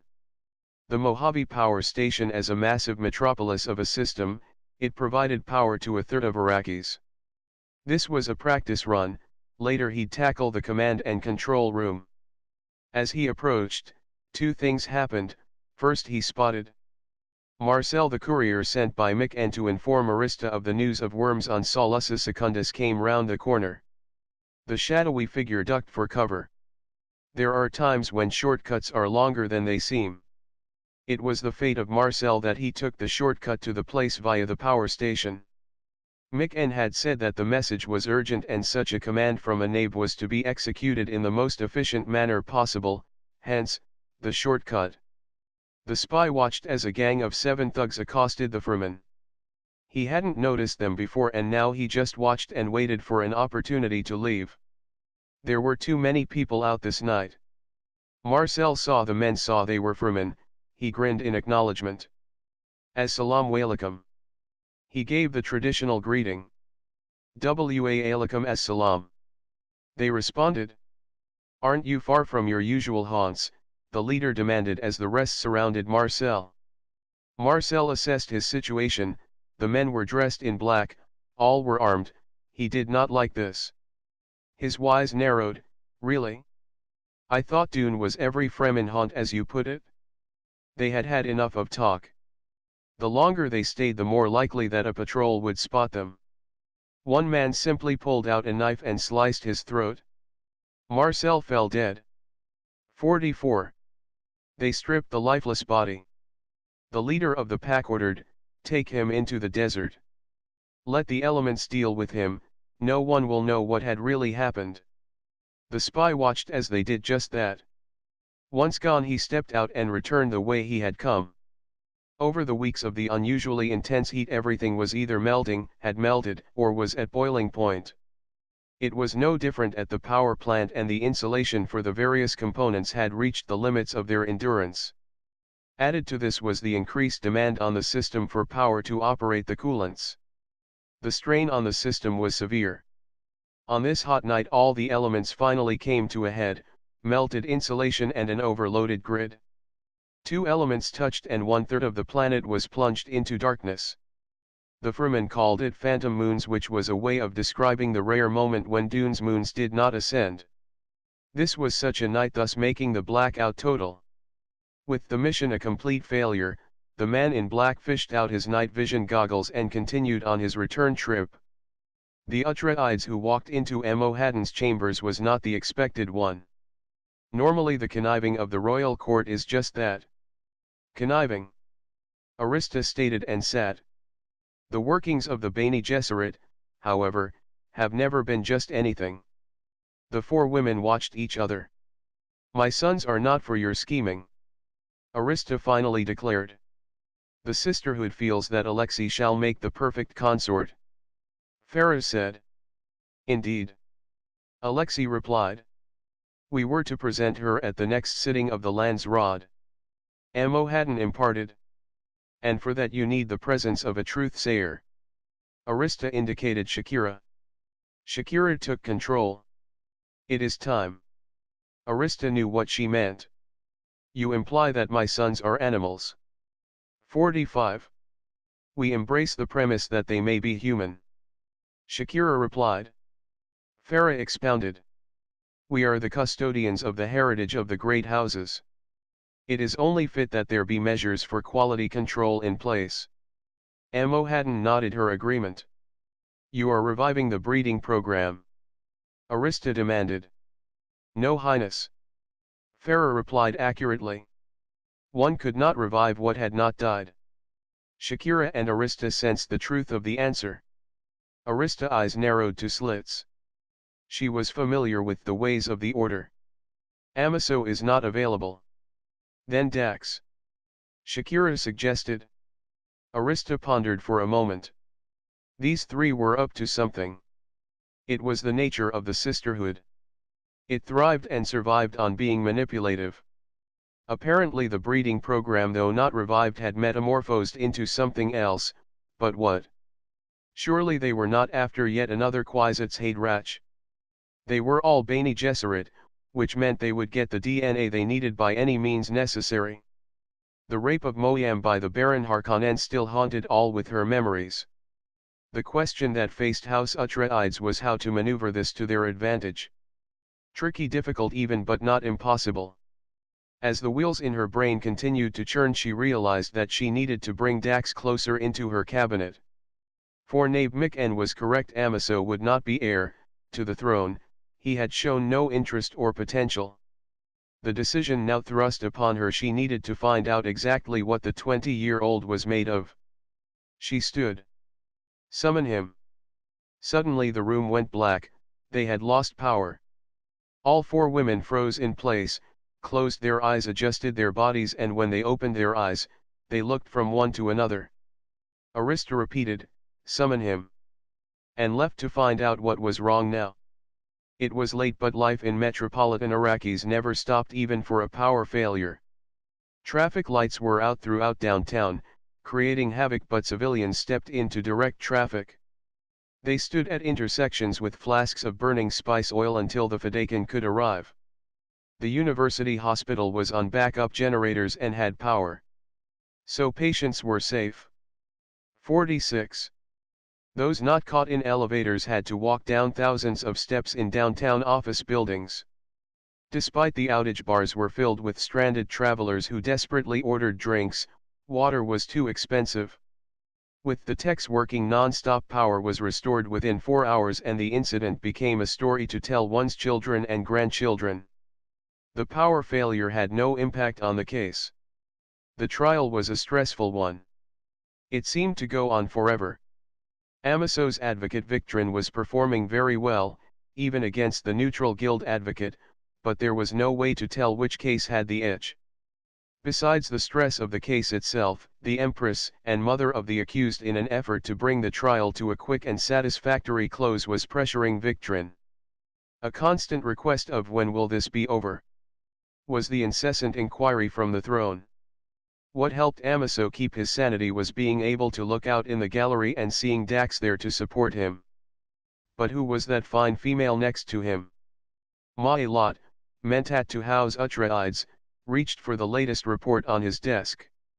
After reading it, he would summarize and to forward to the Empress. This one, however, seemed to have been summarized already. An explanatory overview of the agreement establishing the Interplanetary Court of Justice. Executive Summary. Challenges of Capacity Development, Towards Sustainable Reforms of Landsraad Justice Sectors, Volume I, Policy Document has been prepared at the request of representatives of the Landsraad. Its goal is to provide a framework to guide efforts aimed at making the justice sector more effective, efficient, and reliable. It presents a summary of the main issues, dilemmas, and policy options. This document seeks to stimulate and support the debate about justice sector reforms within the region and with external development partners. 2 other documents provide background information. Consultants prepared the documents and they are published in 2 volumes for wider dissemination. Both documents assess justice sectors in the Landsraad. Volume 2, A Diagnostic Assessment of Interplanetary Justice Sectors, 47. Provides an assessment of interplanetary justice sectors and includes reform activities at planetary. Volume 3, A Preliminary Report on a Survey of Users and Providers of Justice Sector Service, contains the results of a survey of households, domestic and off-world businesses, private law practitioners, and judges, who offer their opinions and perceptions based on their experience of their country's justice sector. This document required none of his attention. It could go straight through. It had been too dark to see anything, so the sense of hearing had gone into overdrive. Valsin heard when the man had gone up the hill. By his walk he was not firm, but he knew enough of desert way not to walk with a rhythmic beat. That would surely call a worm. It was a man, Valsin was sure, and he carried a load, a heavy one at that. He didn't challenge the phantom. Why should he? His one aim as a hermit was to avoid people, and anyone out on a night like this was up to no good. On that he would bet his water.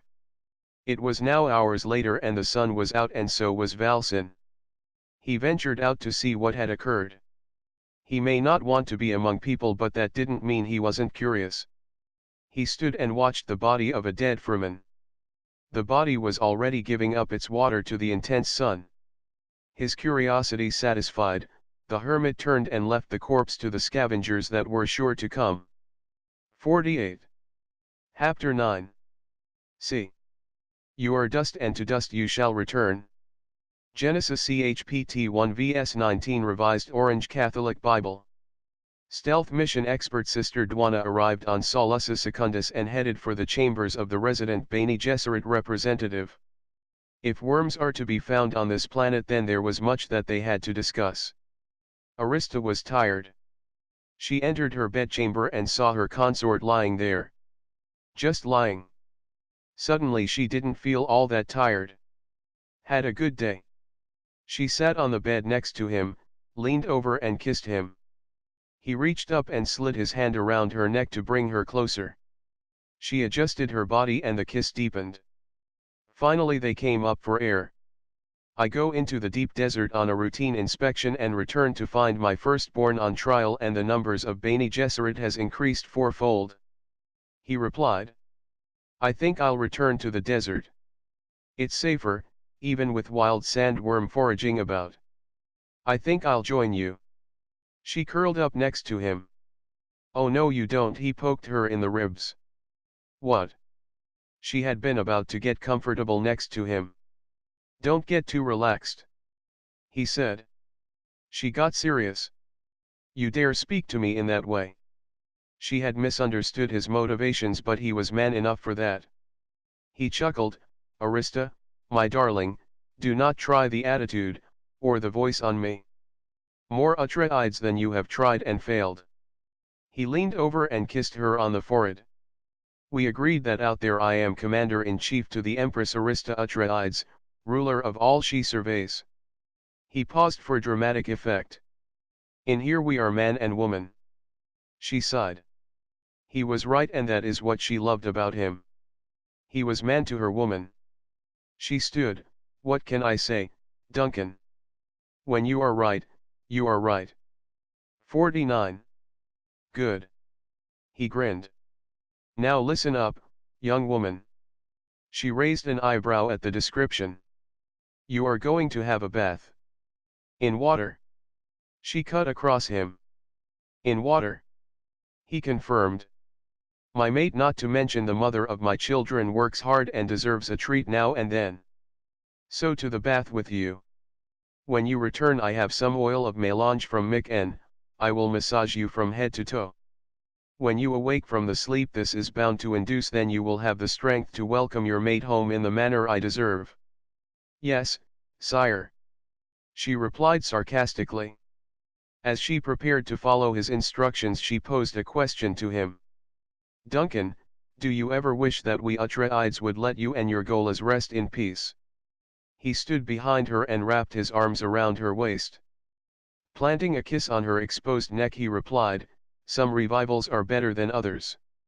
I never know what an Atreides calls me up for. There was one incarnation where the Telelixu did imprint me with their whistling language, so that they could control me.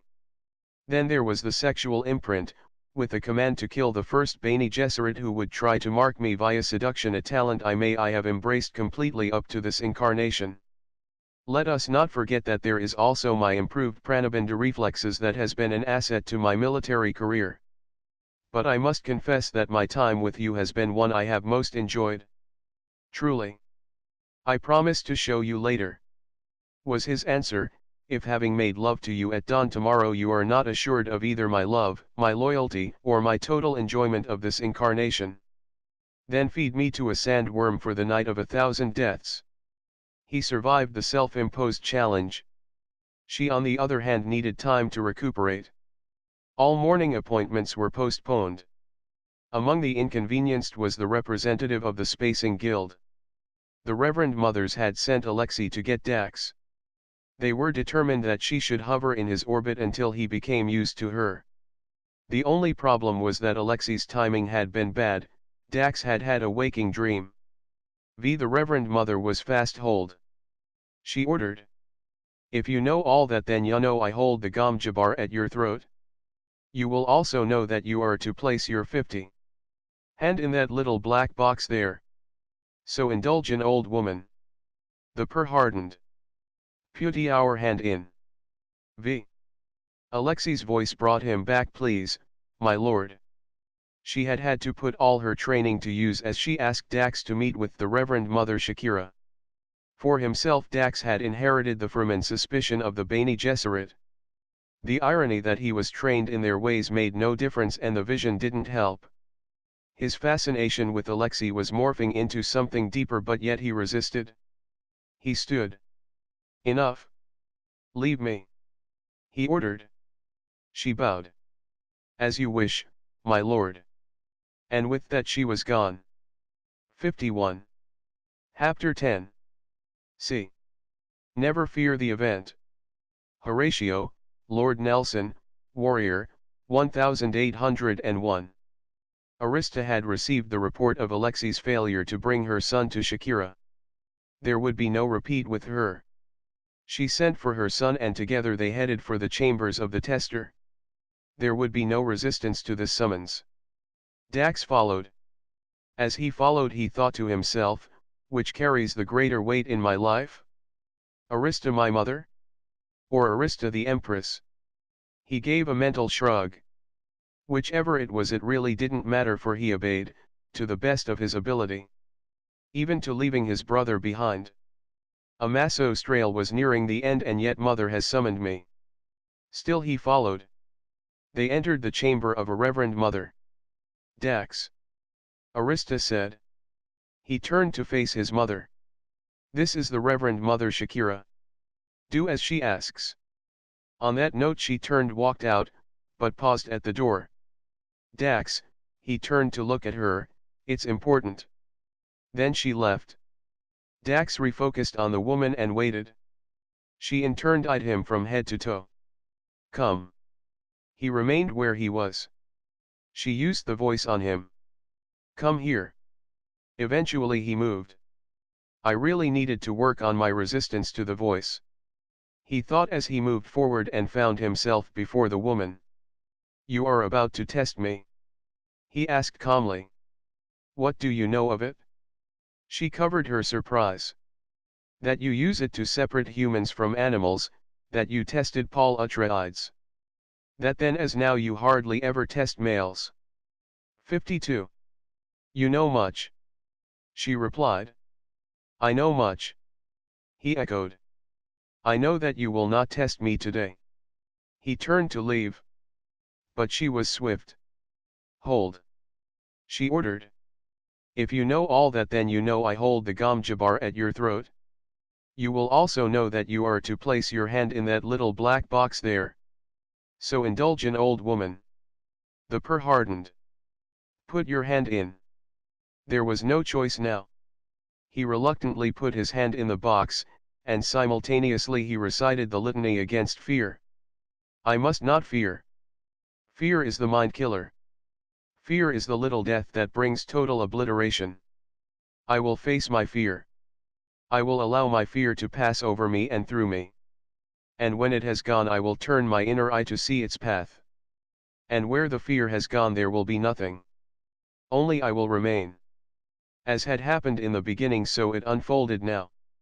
The nerve-induced pain began as a twitch, it grew to an itch, then a burning, and finally a peeling of the shin. The Reverend Mother held onto him as a praying mantis did to her prey. Through him she felt every phase of the test. It was easy to endure the itch at the start, then the burning, the sensation of skin peeling, then falling off. By the end of the trial Dax screamed from the effort. Drenched with sweat from the effort, he almost collapsed, taking Sharika with him. When Commander Furreson stood to deliver his closing argument, the atmosphere of the courtroom changed. He cleared his throat and walked to a position in front of the jury box. His major points were recounted, and then he said something that surprised Alexei and the other observers in the room. Ladies and gentlemen, Major Amaso Leto Atreides is an officer and a gentleman of the Fedaykin. We do not dispute that once upon a time he had a drinking problem. A problem addressed with the assistance of his family, in particular his father, Swords Master Duncan Idaho. He holds the horror title of Prince of Caledon. He is a young man trained for action with a strong sense of what is right and wrong.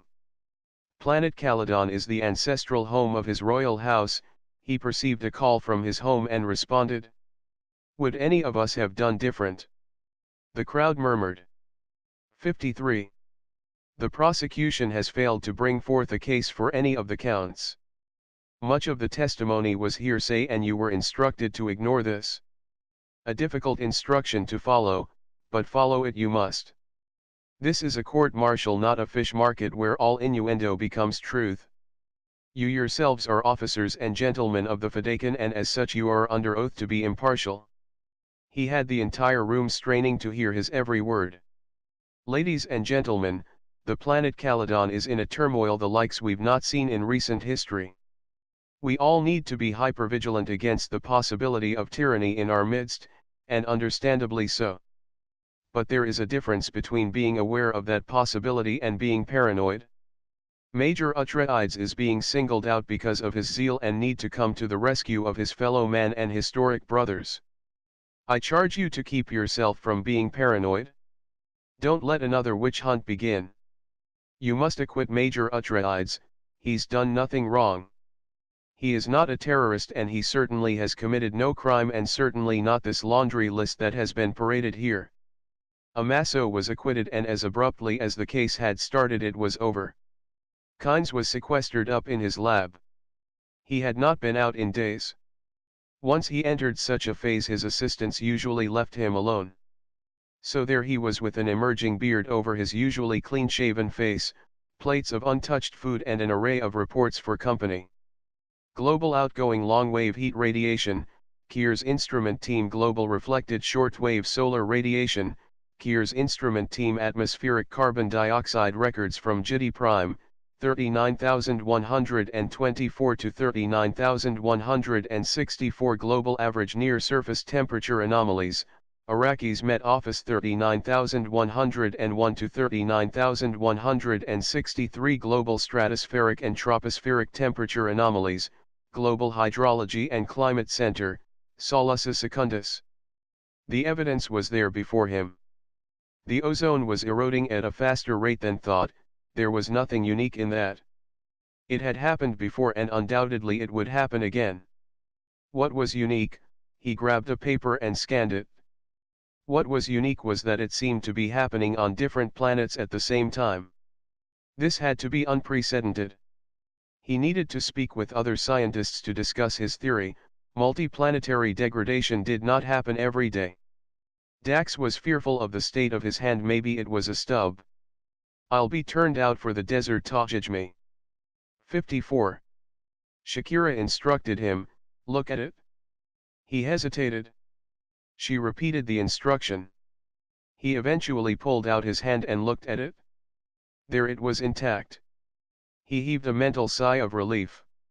Nerve-induced. She explained as she removed the gomjabar from her finger and boxed it. Can't go round maiming all and sundry. I sense the truth of it. He was regaining control of his rampaging pulse. She looked up sharply. You can sense truth? I can. Was all he would say on the topic. Just how developed his abilities were no one had a clue, yet. Now what? Dax changed the topic. She let the change pass. Now, young human. She placed the box with the Gomjabar into a fold of her robe. Now you go fulfill your destiny. Whatever it may be. Amaso walked out of the courtroom with the assistance of Fedaykin. He had been famous before as the default heir to the Atreides throne, but now he was also infamous, and the combination of the two meant that there was nowhere to go where he was not known for one or the other. But he needed to celebrate. He was free. Again, with Fedaykin assistance, he eventually got away from the madding crowd. He headed for Badel's. There he was able to do justice to his freedom with the usual flair of wine, women, and song. Not having learned a single lesson from the trial, he eventually fell asleep in the arms of a prostitute. All over the planet thopters hovered low and moved across cities, towns, and villages. Gently as a midsummer drizzle that brings out the smell of the daffodils, the aircraft showered the population with a one-page flyer. But unlike the gentle rains of Caladan, what the Tleligzu delivered that day was fire and brimstone. It read simply: the Tleligzu government finds it necessary at this juncture to remind citizens that 6 years ago the Tleligzu Parlamento overwhelmingly passed the Marriage Separatist Act. The law forbids but Islamics who marry Caladonians from obtaining Caladan citizenship or permits them to live with their spouses and children. Those who have married are in 55. Contravention of this law and will have to live apart. The act also states that from the age of 12, your children will be denied citizenship and may be forced to move out of Caladan. All family reunification applications have been frozen with immediate effect. This law only applies to but Islamics. Citizens of the Empire who marry Caladonians are entitled to become citizens. This law is to take immediate effect. Signed, Ali Ben Nesset, Tleligzu Governor of Caladan. 56. Chapter 11. C. A man in love has no logic.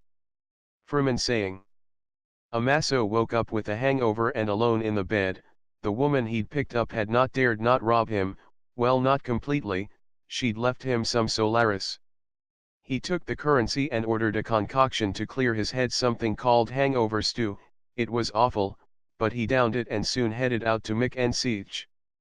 God alone knew where Dax and the other had got to. He'd call later to find out.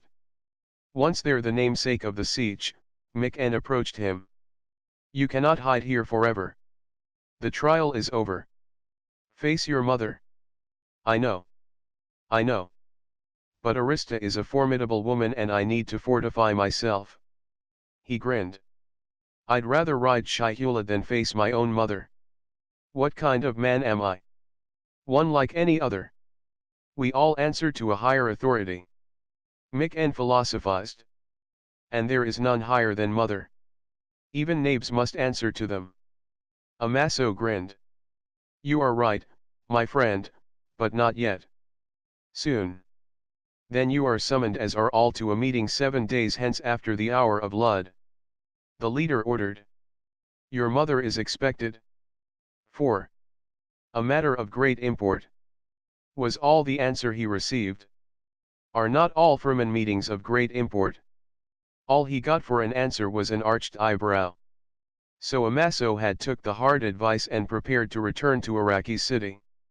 The two reverend mothers took a walk in the garden. I like it here, Cardan said. Solusa Secundus has managed to finally capture the glory of its past. In some aspects. I can see why. Dwana admired the surroundings. It is soothing. Yes, and in these times a calm surrounding can assist in many an endeavor. 57. By their very nature some breed more discontent than calm. Dwana replied.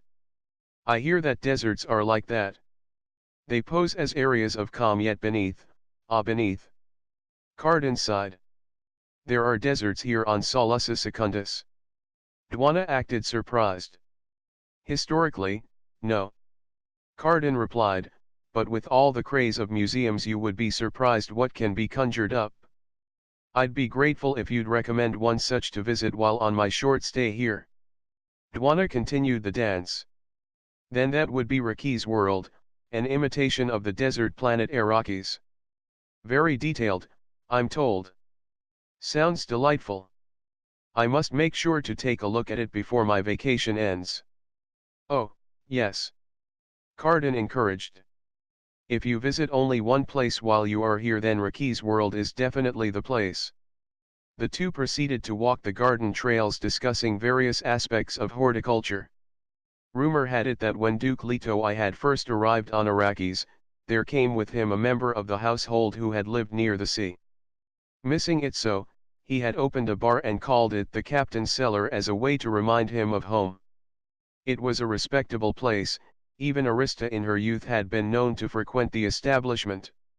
This night her sons did the frequenting. Amaso had returned and gone in search of Dax first. His mother he'd face in the morning. He was trying out the roulette table. Having been unlucky with women, logic dictated that he should be lucky with gambling.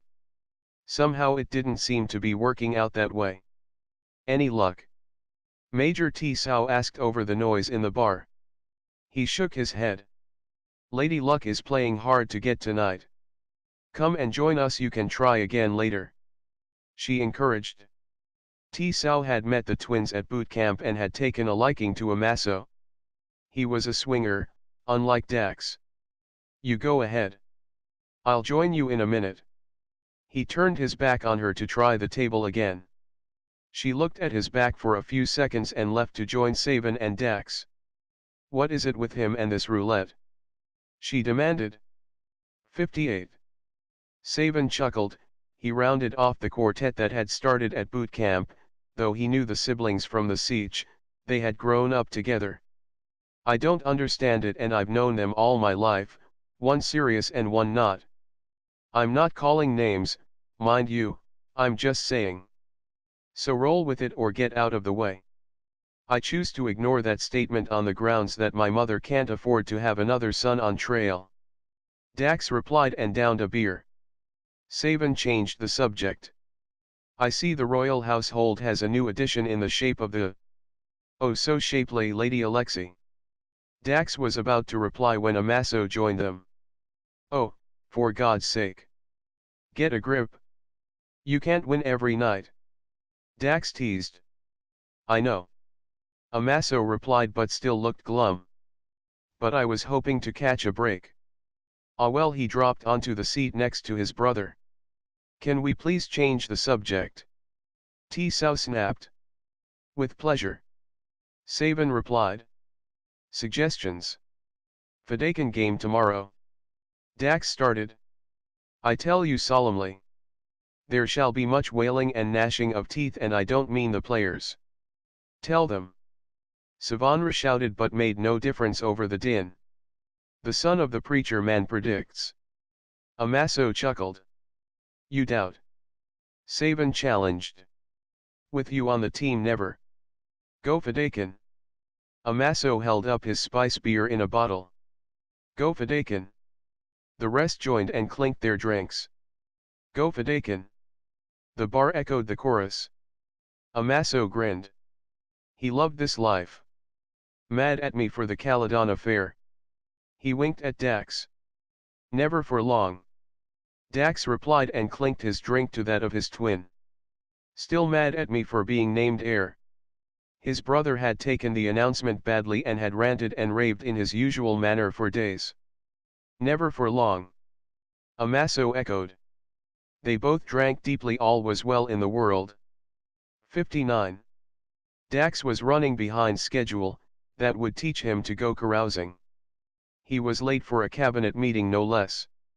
His mother had finally named an heir to the throne. She had picked him and here he was late. She'd have his water scattered to the desert. He just managed to slide into the elevator as the doors closed. He jammed the button repeatedly for the cabinet room and leaned back against the wall. The elevator began its climb when suddenly it lurched, shook then stopped. Damn it, he swore, he grabbed the communicator only to be informed that it would take at least 30 minutes for a tech to arrive. Damn it, he repeated. This was not turning out to be a good day. He groaned. Murphy's Law was in full effect today. He'd forgotten his personal communicator in his chambers where he had placed it to charge. He took a deep breath. Control yourself, Atreides. Getting a coronary is not going to help. He wondered which floors he was stuck between and if Alexei would figure out what had happened. After all, she was the cabinet secretary and usually had her finger on the pulse of the palace. He sat to await a rescue. 60. Chapter 12. C. Lead us not into temptation, but deliver us from evil. Jesus Christ, founder of the first golden path. It was obvious that the Empress was not in a mood to be played with. Alexei took a chance. M'lady, with your permission, I go in search of Lord Dax. You do that? Arista growled. Alexei left the rest of the cabinet and went to find out what had happened to Dax. The plaza was packed to capacity and then some. There was not room enough for an extra sand trout, much less more people. Still they came. All were invited. This was not an event the natives of Jiti Prime could miss. They had to be there. The day had been declared a holiday and all were expected to attend the unveiling, noble and slave alike. No excuse was acceptable save that of death, your own. The invitation had been a mere formality. Vlad sat above the crowd, resplendent in the robes of his rank. The Baron Harkonnen was a proud man. After 8 years of unceasing work, finally the statue of his ancestor and namesake Vladimir Harkonnen would be unveiled. The labor of love on Vlad's part had become a burden to his sons. Al-Samud and Samir were not enamored of their ancestry as their father was. They secretly referred to the Tower of Strength as Give Me Strength. The secret title had been too artful to remain the province of the two brothers. Somehow by the time of the unveiling the population had adopted the unofficial title. Strangely, Vlad didn't know about the new designation. This was the only occasion that the Harkonnen sons and their subjects agreed on anything. Vlad was never to know of the new name. Positioned in an advantageous point, the statue of the Baron could keep an eye on all, and so the plaza was packed with humans all waiting the unveiling of the Colossus. 6 hours of speeches later, all vaulting the Baron, the statue was exposed for the world to see. There it stood. Made from bonded white Carrara marble with a black marble base, imported from the family mines at Hagel. The master sculptor Dauvergne had created a masterful depiction of a biblical Vladimir Harkonnen contemplating his battle with House Atreides. Stoic against impossible odds 61. And faithful to his beliefs, it was a masterful representation of the essence of civic virtue. He had molded the hard stone as though it were putty, creating a combination of smooth adoration combined with openly active and dynamic contours. The muscles and the tendons were developed only to the point where they could be interpreted as the perfect instrument for the strong Harkonnen will. The portrait was youthful with an outstretched foot that led the eye in a perfect line all the way up to his disheveled hair. Truly romantic. Noble women sighed and the crowd clapped, but the true reaction came from the usual source. Dad. I thought that the old Baron was fat. The child demanded. His father clamped his hand over the curious mouth, quickly looked around to see if the comment had been heard and then. Are you insane? The father demanded as he bundled the child away from the throng. Sorry. The child apologized. The man made no comment but just dragged the child away through a crowd that screamed its approval. Then they all went home thinking, give me strength. Vlad was happy. The population had made sure of that. Alexei was still searching for the missing heir. Amaso spied her. Finished already? He was surprised, having decided not to return to the desert until the meeting. He was still debating if to attend cabinet and here it was over already. Dax never arrived and the Empress is furious. She was worried. When did you return? Does Lord Dax know that you are back, sir? Amaso grimaced. Arista on the warpath was an event to avoid? Got back this morning. No one knows, but I remembered the meeting. Well, as I said, there is no meeting today. She responded to his scowl. And I see that the elevators are stuck again. One more time. Amaso replied. It was late. Dwana walked into the compound, unchallenged, as there was no one to confront her. She snorted in disgust, so much for security on a planet that housed House Harkonnen. 62. She headed for the desert exhibit and stared. Impressive, she thought, massive too, a true attempt at reconstructing the desert of Arrakis. She stopped for a moment to read the plaque. Prince Raman Corrion officially unveiled this plaque, declaring, Rocky's World Open. On a miniature scale, Rocky's World is an accurate representation of Thiedsert planet Arrakis, also known as Dune. The museum replicates the flora, fauna, and environmental conditions of Dune, and is the largest artificial desert in the known universe, occupying approximately 10% of Solus Secundus. Welcome. Dwana contemplated the desert. A thought occurred, this exhibit is huge, shouldn't there be at least some barrier to prevent the public wandering in on their own and dying? She approached the edge of the desert. She spotted the shimmer, there was a force field. It made sense, or else all and sundry would be wandering in and getting lost, not to mention that no gate fees would be possible. She studied the pulse of the shield. Every shield had a frequency and a cycle rate, add to that the law of physics that allowed a slow-moving projectile to penetrate, she would have no problem in gaining entrance, it was all in the timing.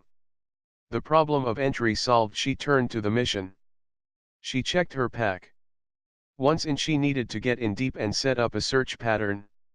She hadn't realized that the desert was so large, that meant the hunt would take a little longer than anticipated, but it could not be helped, she needed to confirm her findings no matter what they were.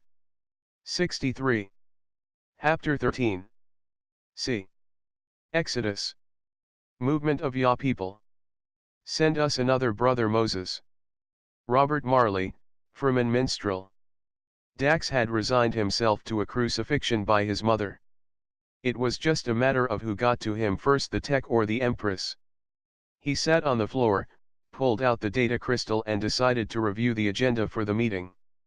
As he pulled out the crystal and an item fell out. He looked at it. How did that get in there? It was a hollow image carrier. An image had popped up of a christening at Mike Enstiach that the royal household had attended. Then it occurred to him, he'd placed it in the case, intending to place it in his office. He obviously had not got round to executing that intent. The image showed his mother holding the baby of the hour. At the 4-second mark the image changed. This time it was an image of Amaso and himself, then the image changed and this time it was Alexei, the latest Bene Gesserit to arrive on Arrakis. For some reason his mother had allowed her to stay. He didn't remember her at the christening though. He hit the pause button and studied the image. He turned it left then right. There was something familiar about her, he just couldn't put his finger on it. And why should you? Dax's head whipped round. Still sitting, he completed a circle. He confirmed, he was alone. Are you? The voice said again. He groaned, now his visions were eroding his sanity. Please, Dax, control yourself. The voice snorted. You are as sane as any man. Now focus. On what? He asked. Now, I'm speaking to images. The image before you. Came the reply. Instantly he looked at Alexei. The image waved at him. Oh, God. He shut his eyes and rubbed them. When he reopened them, a woman sat before him. Fear not. The apparition comforted. I am not here to harm you. Do you not recognize me? He gulped and stared hard. Slowly a thought germinated in his mind. The Lady Jessica. There, he'd said it, now take me to the madhouse now. He thought. You are not mad, Dax. She assured him. Just, gifted. Yes, I am the Lady Jessica. It seems that Lady Alexei has more of me than the physical. 64. He frowned. Why? Am I here? He nodded. She got serious. House Atreides is heading full tilt towards an abyss. The members, your ancestors can feel it. We needed to warn you. He got alert. What abyss? We cannot see. We do not know. She confessed. We do know this, you are part of the puzzle. The house will fall and you must ensure that like the phoenix we rise again. But I am the younger of two, why me? By a mere minute. She reminded him. One's fate is set before one is even born. Amasso's destiny lies elsewhere. Yours is to ensure the survival of this great house. He got curious. And Lady Alexei? She too will have her role, but not yet. As you will be father to the epoch to come, so she will be mother. He absorbed the information. You are telling me that she is to be your wife. Wife. He squealed. Wife, life partner, bound concubine, label it what you will. Jessica replied. But know this, your fate and hers are intertwined. Dax just looked at her. The Bene Gesserit is a society dedicated to the preservation of the genetics that will continue the human race. The irony being that every now and then a human is expended to achieve the goal. You are right to be suspicious of the order. Are you not Bene Gesserit? I was. But I am Atreides.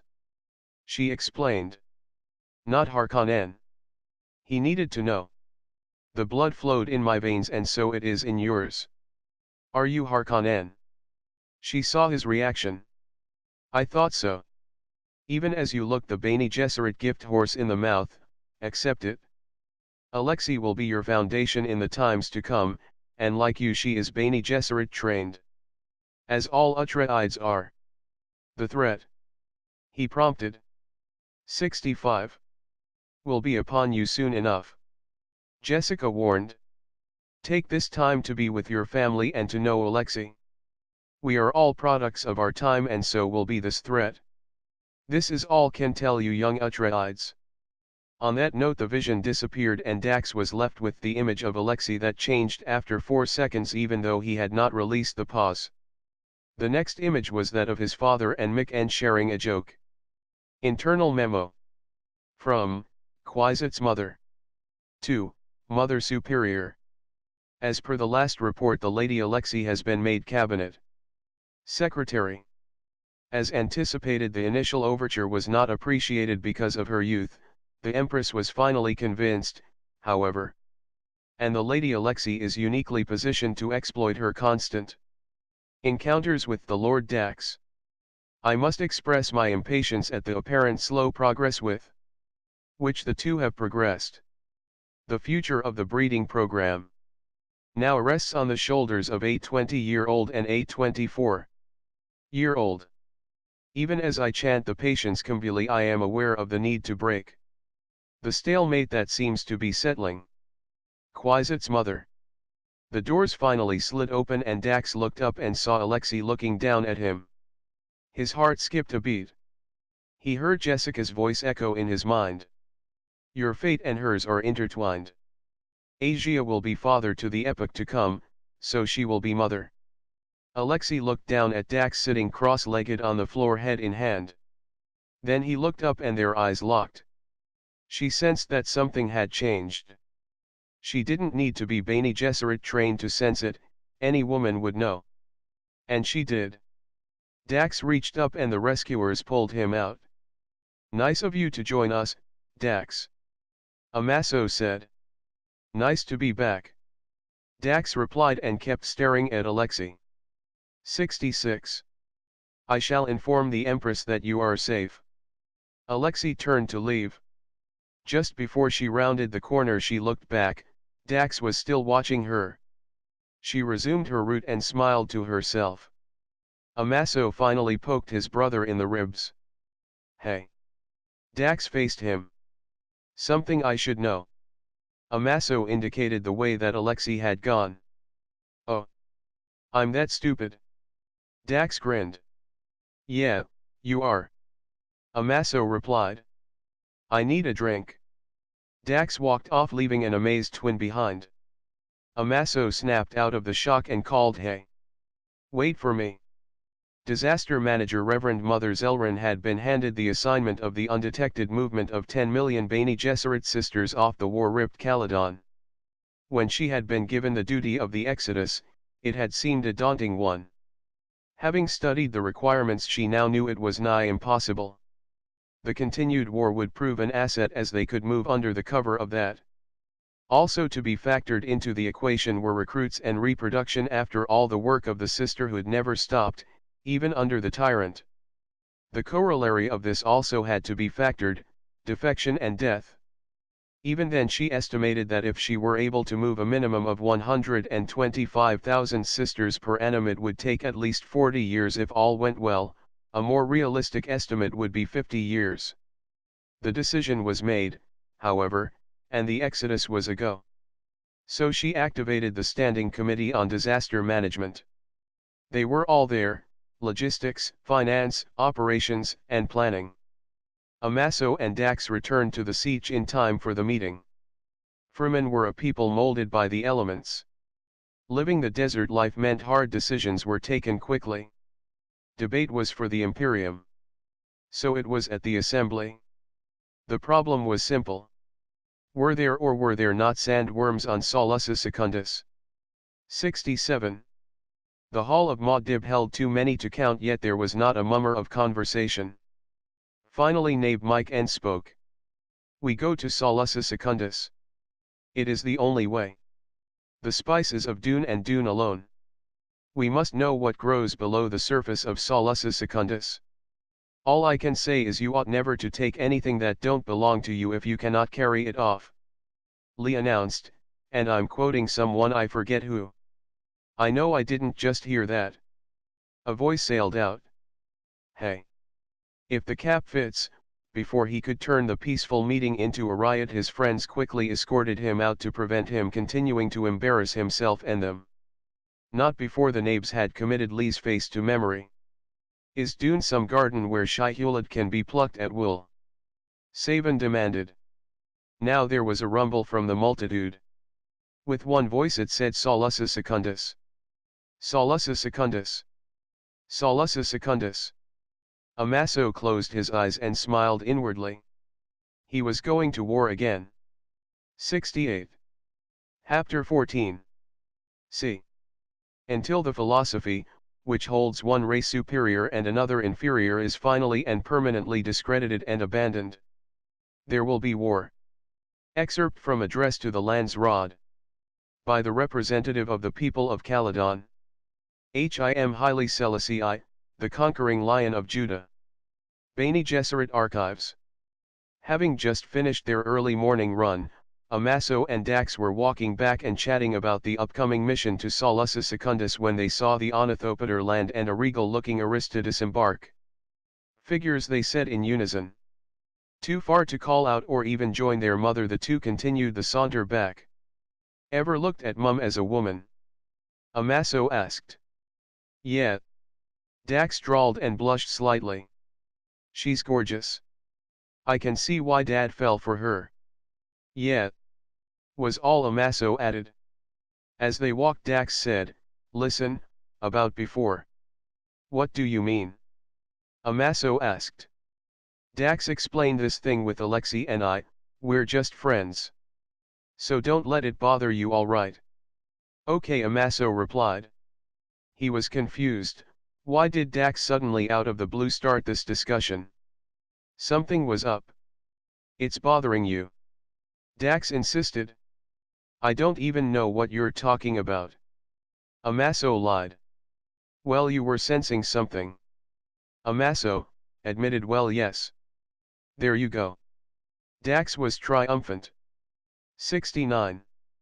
Amaso informed his twin, I don't think about your relationships, any of them, they don't mean anything to me. Never have. Dax sobered up. Right, just don't assume anything, all right? Like what? This was getting maddening. Like nothing. Dax replied, Whatever you're thinking, you're probably wrong. Amaso sighed in resignation. If you say so. But I know better. Cause Alexei and I are just friends. Amaso defended himself. Now I didn't say you weren't. I know. Is there some reason to believe otherwise? Amaso was burning with curiosity. Dax, you didn't have a clue? No. He continued. Cause you seem to be suggesting. I'm not suggesting anything. Dax defended. They continued walking. Then Amaso asked. Dax, are you involved with her? I'm not. Came the instant reply. But Amaso knew Dax and pressed, you sure? Dax didn't reply. Amaso stopped and Dax automatically stopped too. This woman intimidates you. Since when do women scare you, Dax? I don't know this. Dax Atreides, what have you done with my brother? He teased. We work together. Dax stammered. Please. Amaso turned and walked away, then changed his mind and returned. Damn it, if you're interested in her, do something. It's obvious that she likes you. Dax snorted. Amaso continued. Hey. I was there when you climbed out of that elevator. Dax stared at him. 70. Amaso chuckled. Dax, the lady killer, felled by a Bene Gesserit. Savan said she looked formidable, but he tends to exaggerate, so I dismissed him. I was wrong. Savan told you what? Hey. Any time that Dax gets intimidated by a beautiful woman is news, buddy. I'm not intimidated. Dax protested. Please, lie to me but not to yourself. Amaso said and walked off, leaving Dax to once again consider Alexei in a different light. He still had not completely accepted the veracity of the encounter in the elevator. Alexei was beautiful, true, smart, true, but Bene Gesserit. He shrugged his shoulders and increased his pace to catch up to Amaso. Unannounced, Arista arrived at the siege and was welcomed by the Nabe. Highness. Mikan greeted her. I would have come to you. One does not summon one's Nabe. She replied. Empress. He continued. Nabe. She teased. He sighed. Sit. He waved at the seating area. You call me Nabe, Arista. Well, you started it. She teased. Mikan, you have known me all my life. You knew my mother before me and my sons after me, and I will bet a liter of water that you will know their children too. If it is the will of Shai-Hulud. He offered her coffee. She accepted. She closed her eyes in pure pleasure as she sipped the potent concoction and sank deeper into the cushions that were scattered on the floor. Mikan, she said. We get to it? Indeed. She agreed. There is unrest in the wind. She opened her eyes and looked at the man. Why was I not informed of the gathering? The eyes of the older Fremen flashed. Slackness the like of which is unacceptable and paid for. In his hurry to reach you with the message, the courier forgot the ways of the desert. We found his bones yesterday. 71. A waste of water. Arista complained. A damn waste of water. Mikan was still enraged. Shrugging off the loss that could not be corrected, Arista continued. What required the gathering not to mention my presence? We have received word of a worm bed on Solusa Secundus. The congenial atmosphere in the room changed and static electricity crackled around the two. She spoke quietly and deadly. Worm bed, on Solusa Secundus. Yes. He was just as grim. Since the days of Muad'Dib, House Corrion has been trying to break the spice production of Dune. She growled. And before. Mikan stated. Arista placed the empty coffee cup on the floor. How many Fadakan cohorts are you taking? 1. You will take 5. She ordered. She saw Mikan's eyes open wider. This is not just a hunt for worm bed, my old friend. This is a sign to the entire Landsraad that the spice monopoly of Dune will not be broken. Atomics. There, he had said it. She pondered. 1 Planet Killer. If you find worm sign, not worm bed, worm sign. Give the planet 1 week to evacuate and melt the planet. The first atomic attack on the planet did not seem to have imparted much of a lesson. Alright, then we will give a lesson that will not soon be forgotten. What of the Great Convention? Mick reminded her. No house may use atomics against another, or else all other houses will retaliate against the aggressor. He quoted. Arista agreed. You are so correct. Her demeanor didn't change, nor did her decision. She just watched him and waited. I am too old for this, he announced. She snorted in disagreement. Send a masso. A masso, she had not expected the suggestion. He has no control of himself and he has a drinking problem. She was skeptical. 72. He is not the heir to the throne. Yet as firstborn he needs to find his place in this world. He has grown much since the trial. Send him. She hesitated, but the knave held her gaze and would not waver in his recommendation. You have yet to steer me wrong. All right, assign a masso the mission. She stood. You leave already? He was disappointed, but he understood the demands of leadership. Me? I just got here, old man. I'm off to see your wife and mother. He just grinned like a 5-year-old at her reply. Who you calling old? He stirred. What happened? Traffic jam from hell. She informed him, reached over and switched on the radio for an insight into what was happening. They soon found out. 2 40-foot spice haulers had jackknifed. There was a 20 vehicular pile up behind that and they were stuck. She switched off the engine. There was bound to be worm sign and soon. Well, looks like it's you and me, Highness. Alexei teased. Dax snapped out of the dream in a cold sweat. It had been a while since he had had his last vision and he had convinced himself that it over. As he considered the lastest vision, calmed his racing heart, it was the hour of Lud, he'd fallen asleep in the dusty archives. He headed for the chapel. As he traversed the hall to the place of prayer, his mind's eye he thought about the young Bene Gesserit. Tall, well-toned, undoubtedly deadly and beautiful. What had him curious was, assuming that this vision was prophetic, what were they doing together in the desert? Again the forewarning of Jessica came to him. As you will be father to the epoch to come, so she will be mother. Fate or no, he needed to deal with this. Amaso was ecstatic, he was off to war again. He drank another beer in one gulp, flung the empty bottle at the wall, and shouted for another. As the woman placed the potent spice beer before him, he reached for her. Used to the attempts at groping from patrons, she expertly dodged him. 73. Hey! He protested, I'm off to war, will no one kiss me? Then fell flat on his face out cold. He awoke next day at barracks with no idea how he got there. 74. Chapter 15. C. The more corrupt the state, the more numerous the laws. Cornelius Tacitus, Roman historian. Humans tended to obsess about the planet of their origin, Earth. There tended to be romanticism about anything terrestrial, among them was a plethora of legends. One such legend was about the Marabunta. The Marabunta was a soldier ant said to inhabit the jungles of the southern continent of Earth.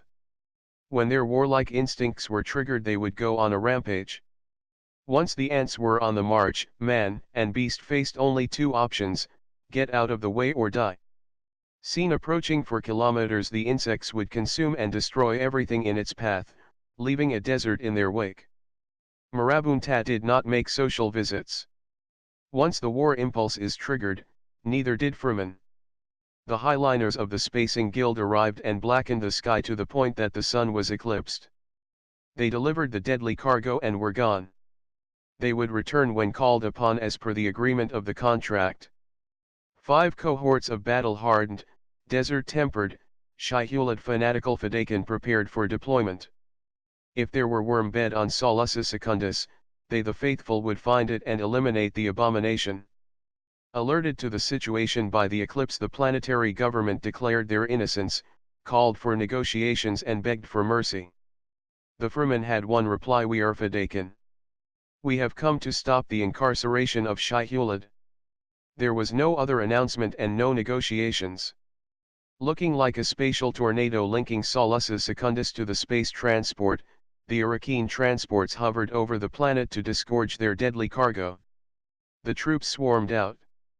As with the legend of the Marabunta, the Fedaykin could be seen approaching for kilometers across the sky, and as with the insects, they would consume and destroy everything in its path.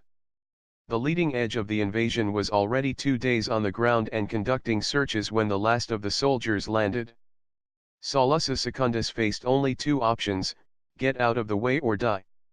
The planetary government called upon the Landsraad for assistance. 75. Dwana watched impassively as the Fremen ground troops had taken control of the planet. She had emerged from the tourist attraction just the week before and was still conferencing with Reverend Mother Carden when the swarm had arrived. Apparently they too had heard the rumor of worms on Solus Secundus and had come to find out for themselves. The arrival had been impressive. In no time the planet had been shut down. No transport, no communications. That meant she was marooned here. Teams had finally gone into the mock dune and were due back soon. She knew what they would find.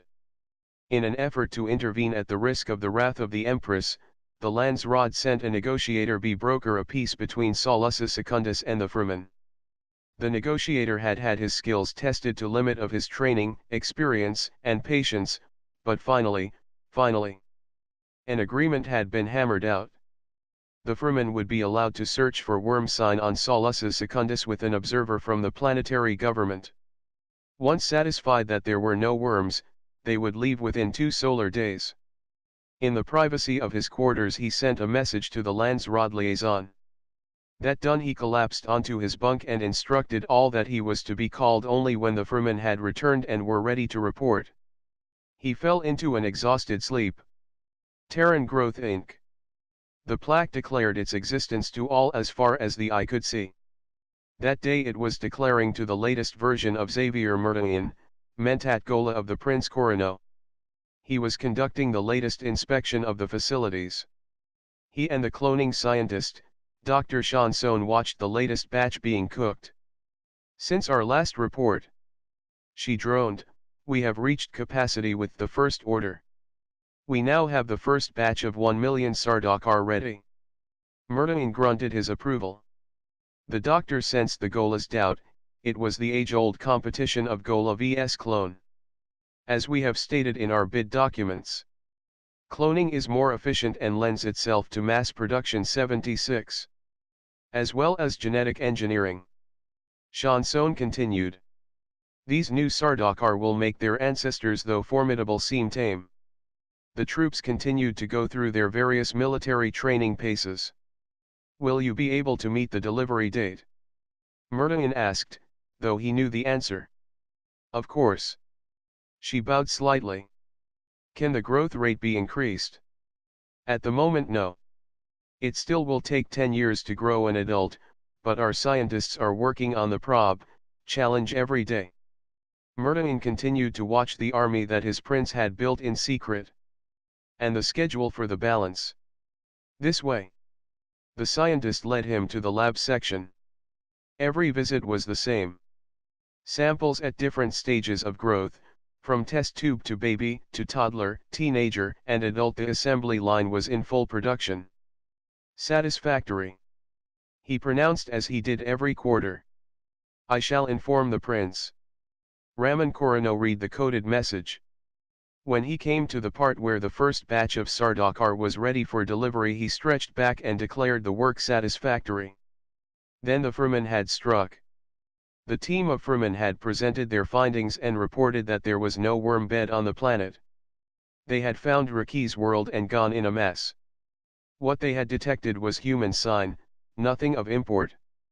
It had taken the experienced Fremen a fortnight to cross the exhibit, more than enough time to investigate. The whole planet-wide search had taken 8 weeks in total. Amaso pronounced the report as satisfactory. The war on the other hand had left much to be desired. His emotions raged such a tame little military exercise, no wonder mother had sent me and not Dax. This is not a campaign that one received promotions on. I suppose this is her statement on my trial.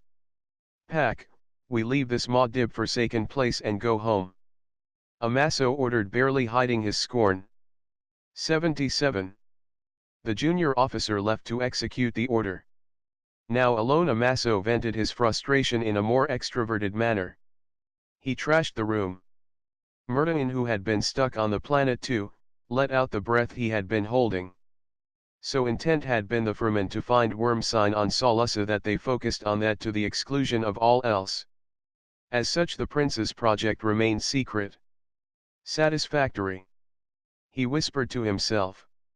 Amaso had sent a preliminary statement to his mother, the Empress. Impressive achievement. Duncan stated. Amaso's full report would follow later. Satisfactory. Arista replied and kissed him. He didn't complain or resist. Amaso continued to seethe. It was an unrealistic reaction, he knew, but the thought that his mother had purposefully sent him on this deadened assignment had sent him seething like a volcano ready to erupt. He managed to control his boiling rage as he ensured that his troops boarded safely. The process entailed his driving between the shuttlecraft. The route he took this time required a quick detour as he had promised himself a case of Secundus ale before he left. As he approached the central business district, he spotted a child, a little girl, waiting to cross the road. He stopped. The child began to cross. It happened all so fast. The vehicle behind Amaso, with a driver too impatient to wait, pulled past him and plowed head-on into the child. Amaso's blood-curdling shout shattered the sleepy atmosphere of the community. Both drivers were out of their transports in a flash. A crowd soon gathered. "Oh, God!" the man moaned. Amaso ignored him and went straight to the child and cradled her in his lap. There was blood everywhere and soon he too was covered in the sticky liquid. She was dead. 78. Someone get a doctor. Someone shouted. Is she? The culprit couldn't say the words. Amaso stood. His pent-up frustrations had found an outlet. What the hell is wrong with you? He raged. He grabbed the man and shook him. Did you think I stopped for the fun of it? Still he shook. You couldn't wait. Inevitably he swung and his right fist made a solid connection with the man's jaw, sending him flying. The crowd watched and didn't interfere as the man landed, rolled, and came back fighting. Just what Amaso needed. He didn't waste his Parabindu training on the weasel. He wanted to feel every contact. Using the man as his personal punching bag, he swung with a series of right hooks, then a left uppercut and a combination flurry that ended with a satisfactory crunch of bones. No one could tell if the blood on Amaso was his or the child's. He took a menacing step forward. I should break every bone in you God-forsaken body. He returned to the lifeless body of the child, picked her up tenderly and said in a drained voice, "Where do I take her?" He was shown where. Amaso left the beaten driver on the ground. No one approached him. The authorities would deal with him soon enough. Amasos didn't feel angry anymore, just beaten and sad. There was nothing satisfactory about this. 79. Chapter 16. See, the Fremen attitude of the knife required the chopping off what's incomplete and saying, "Now, it's complete because it's ended here." Xavier Murtaugh. Mentat doctoral thesis. The examination of the influence of the environment on the decision-making process, the Fremen model. A cabinet meeting had been convened as soon as Amaso had returned from the mission on Solussa Secundus. As they had waited for the arrival of the members, Arista observed coolness in her son. It didn't take much probing to find out the root of his sulking. She soon assured him that there was no ulterior motive to the assignment and that both Mick and she had full faith in him. That taken care of, they got down to work. The meeting was one to craft a reply to the latest challenge to Atreides' authority. In attendance were, Arista, Dax, Amaso, Duncan, Mick Dr. Thalmus Sanchez, Sook Doctor to the royal household, Ma'elot, Mentat to the House Atreides and the cabinet secretary the Lady Alexei. The threat itself was of little significance, the act and the motivation however was something else. It is the principle of the matter, Dax pointed out. Indeed. Duncan concurred. He read the communiqué again. The Landsraad is in no position to declare or enforce an embargo. Then why announce it? Dax wondered. They will suffer for it if spice production is stopped. Arista stood at the window looking at the soothing desert while she listened to the debate. Alexei diligently recorded the discussion.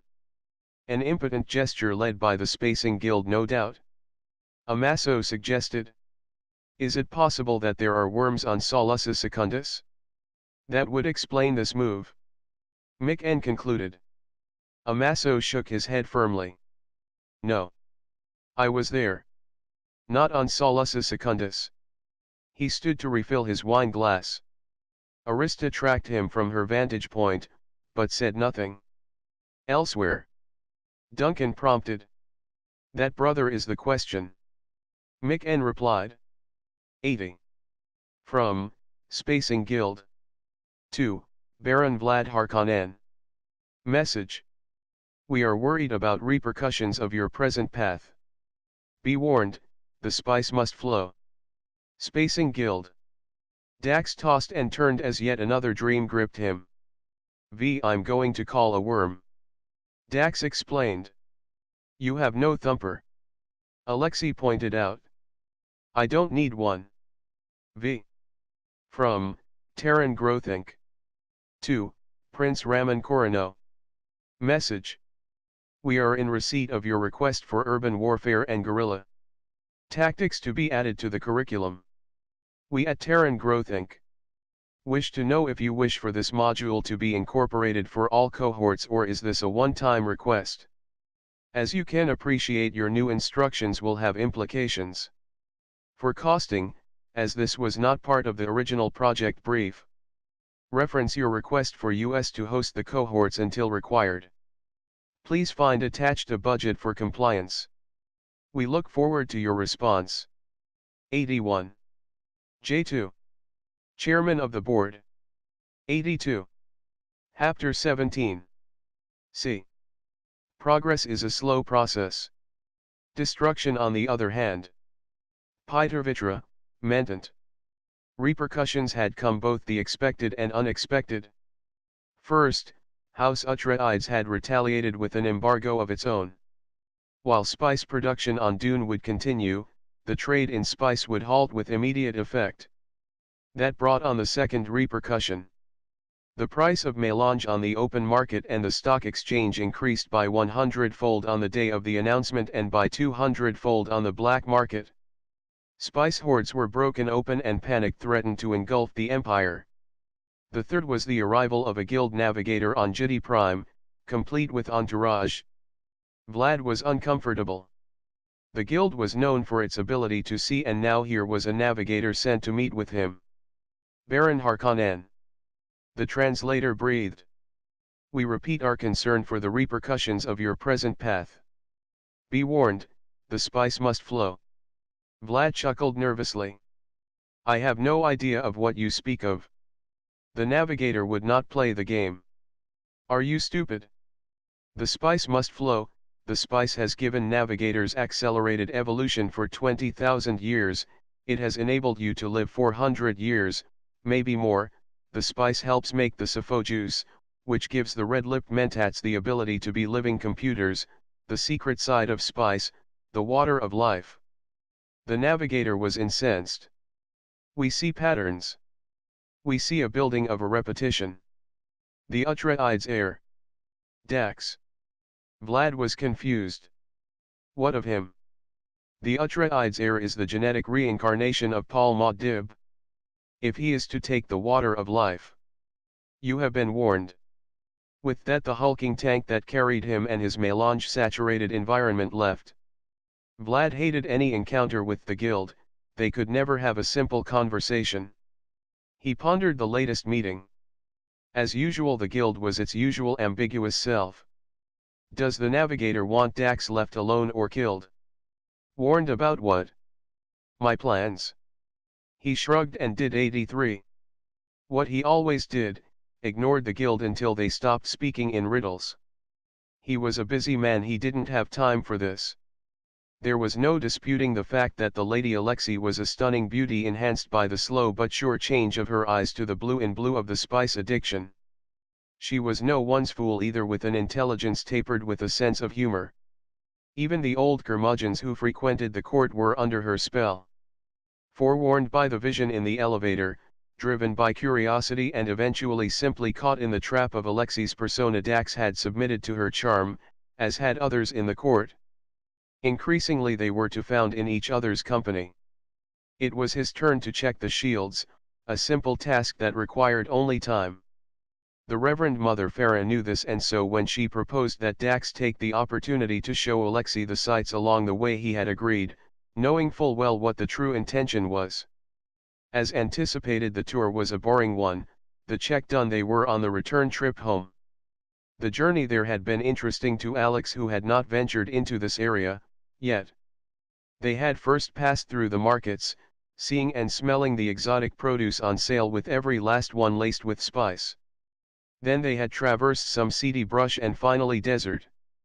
Not deep desert, but an indication of what lay beyond. As had the Lady Jessica before her, Alexei had fallen in love with her assignment. She hadn't planned it, it just happened. It was so easy. As such, she had been thinking of him and not focusing on the road ahead. She relaxed as she sensed that he had fallen asleep, and her thoughts rambled. Does he really think he's fooling me? His attentions to me have changed, yet he does nothing. She snorted mentally. In fact, the whole of the imperial court had noticed his transformation. I must change the stalemate. Dax in turn dreamt of Alexei as the vehicle bounded along, but not for long. He was awakened from the dream by a jolt and a curse. He shuddered as he recognized his dream. Yet even as he was faced with the reality of the dream unfolding before him, another revealed itself. Dax. Vlad was confused. What of him? If he is to take the water of life. You have been warned. With that, the hulking tank that carried him and his melange-saturated environment left. 84. The Baron. His head hurt. Would the clash of the great houses never end? The water of life? The thought triggered the memory of a conversation, but how could that be? He'd never had that conversation. A Reverend Mother was speaking with a young Paul Atreides. Every Freeman knew what Muad'Dib looked like at any stage of his life. She asked him, do you know of Theater of Life? The truth-sayer drug. Paul replied, I have heard of it. The crone had warned, it is very dangerous, very painful. The Bene Gesserit sisterhood drink it to see within. There is a place terrifying to us, to women. It is said a man will come, the Kwisatz Haderach, he will go where we cannot. Many men have tried. Did they try and fail? Paul asked. The reply was chilling. They tried and died. His headache didn't get any better. Now he was seeing history replay itself. His visions were exerting themselves with increasing frequency and force. They had him in more than one place, past, present, and future, and confused was a mild description of what he was feeling. Oh, for a normal life. He prayed and retreated into himself to ponder the latest piece in the mystery. This was how he perceived the events that had been happening to him, as a puzzle to be solved. He admitted to himself that at times he was a bit too preoccupied with the challenge, hence the crashed thopters. But he'd solve the conundrum yet. Having settled himself in a chamber where he was assured of privacy, Peter Vitra, Golo Mentat to every Baron Harkonnen since 10,049, was preparing to project the outcome of the present situation. He chanted the mantra. It is by will alone I set my mind in motion. It is by the juice of Sappho that thoughts acquire speed. The lips acquire stains. The stains become a warning. It is by will alone I set my mind in motion. He commenced his calculations. 4 hours later his projections gelled. Evidence to date pointed at a continuation of the present cycle of climatic events. There was not enough data to conclusively state that it was as a result of climate change. The data, however, did indicate unusual weather patterns, the threat of 85. Famine due to droughts, and an increase in cancers on planets with powerful suns, such as Arrakis. The data output flowed unabated. Assuming that data was not flawed but was indeed correct. Then there was a link between the ozone erosion and climate change. With an increase ultraviolet rays in the equation there could be an expected increase in the mortality of the giant worms of Arrakis, meaning an interruption if not the eventual loss of the spice. Peter emerged from the calculation trance and concluded that this was not information he was about to share too soon with the Baron. Like all Harkonnens, Vlad did not take bad news well. To survive to tell the tale, Peter would have to time the delivery just right. Of course he could always just keep silent and take the projection to his grave. 86. Chapter 18. C. For every action, there is an equal and opposite reaction. Newton's third law of motion. A child's book on physics. The communicator buzzed. Amasso snapped it up. Amasso. A voice came through the line. Turn on your AVU. Any channel will do. Who is this? He slurred even as he did as instructed. His head hurt. He'd been out the night before, in fact the entertainment had come back with him. Savin, now just do it. He hung up. The AVU was already on and Amasso stood transfixed. The Sardaukar headquarters on Kaishan was on fire. What the hell had happened? Even as he tried to absorb the picture for his brain refused to accept the commentary, he watched as another bomb exploded, or was it an aftershock? It didn't matter, the resulting chaos was the same. He collapsed on the bed, nearly squashing the body on the bed. She rolled out of the way in time. Over the next hour and a half Amasso and the known universe watched their AVUs transfixed as first the Sardaukar headquarters on Kaishan and then the Tower of Strength on Jiti Prime were annihilated. What the hell was going on? He did a quick calculation, that had to be at least 4,000 persons guaranteed dead. That section of the headquarters was under renovation, thank Maudib, but that was still a possible 1 million casualties.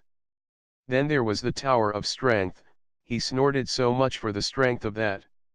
It was located in the center of Jiti city for maximum view by the populace. The potential death count boggled the mind.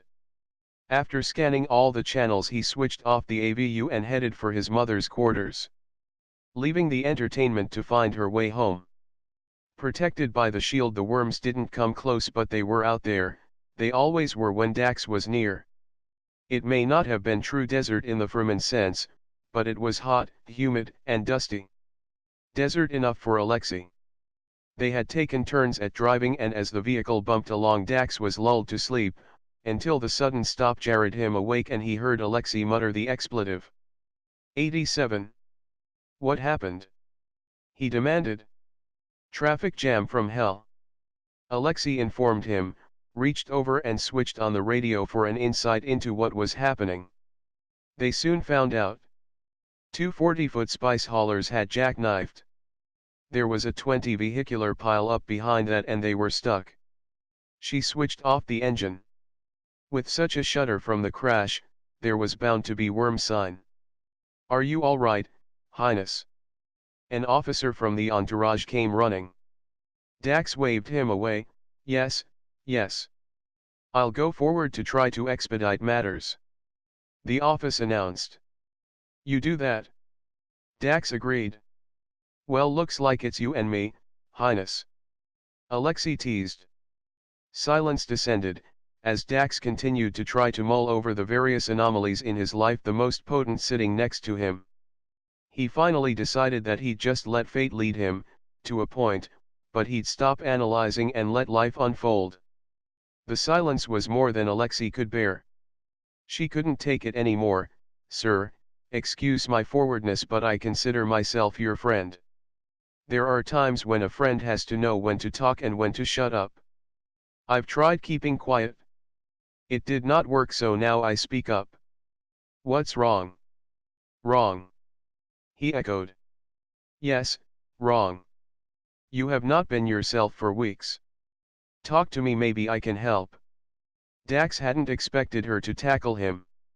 After all, he was Dax, heir to the imperial throne, but then, as she had warned him on day one that they met, she was not like other women. Before he could reply, his communicator crackled to life. Yes. He responded. Amaso's voice came through. Dax, you okay? Yes, I'm fine. Why? You are not aware of the situation. What situation? 88. Amaso informed him. Wherever you are, I want you on the first transport back here. Got that? Aye, sir. Dax replied sarcastically. Turning to Alexei, he said, I need a worm. Sorry, she was confused. I need to get to the palace and we are stuck here in this. Well, with the amount of vibrations around, one is bound to come soon. She replied, hiding her trepidation at the possibility of coming face to face with the legendary giant of the desert. No, the shields keep them at bay. He explained. He adjusted his still suit. You coming? Where? She demanded. I'm going to call a worm.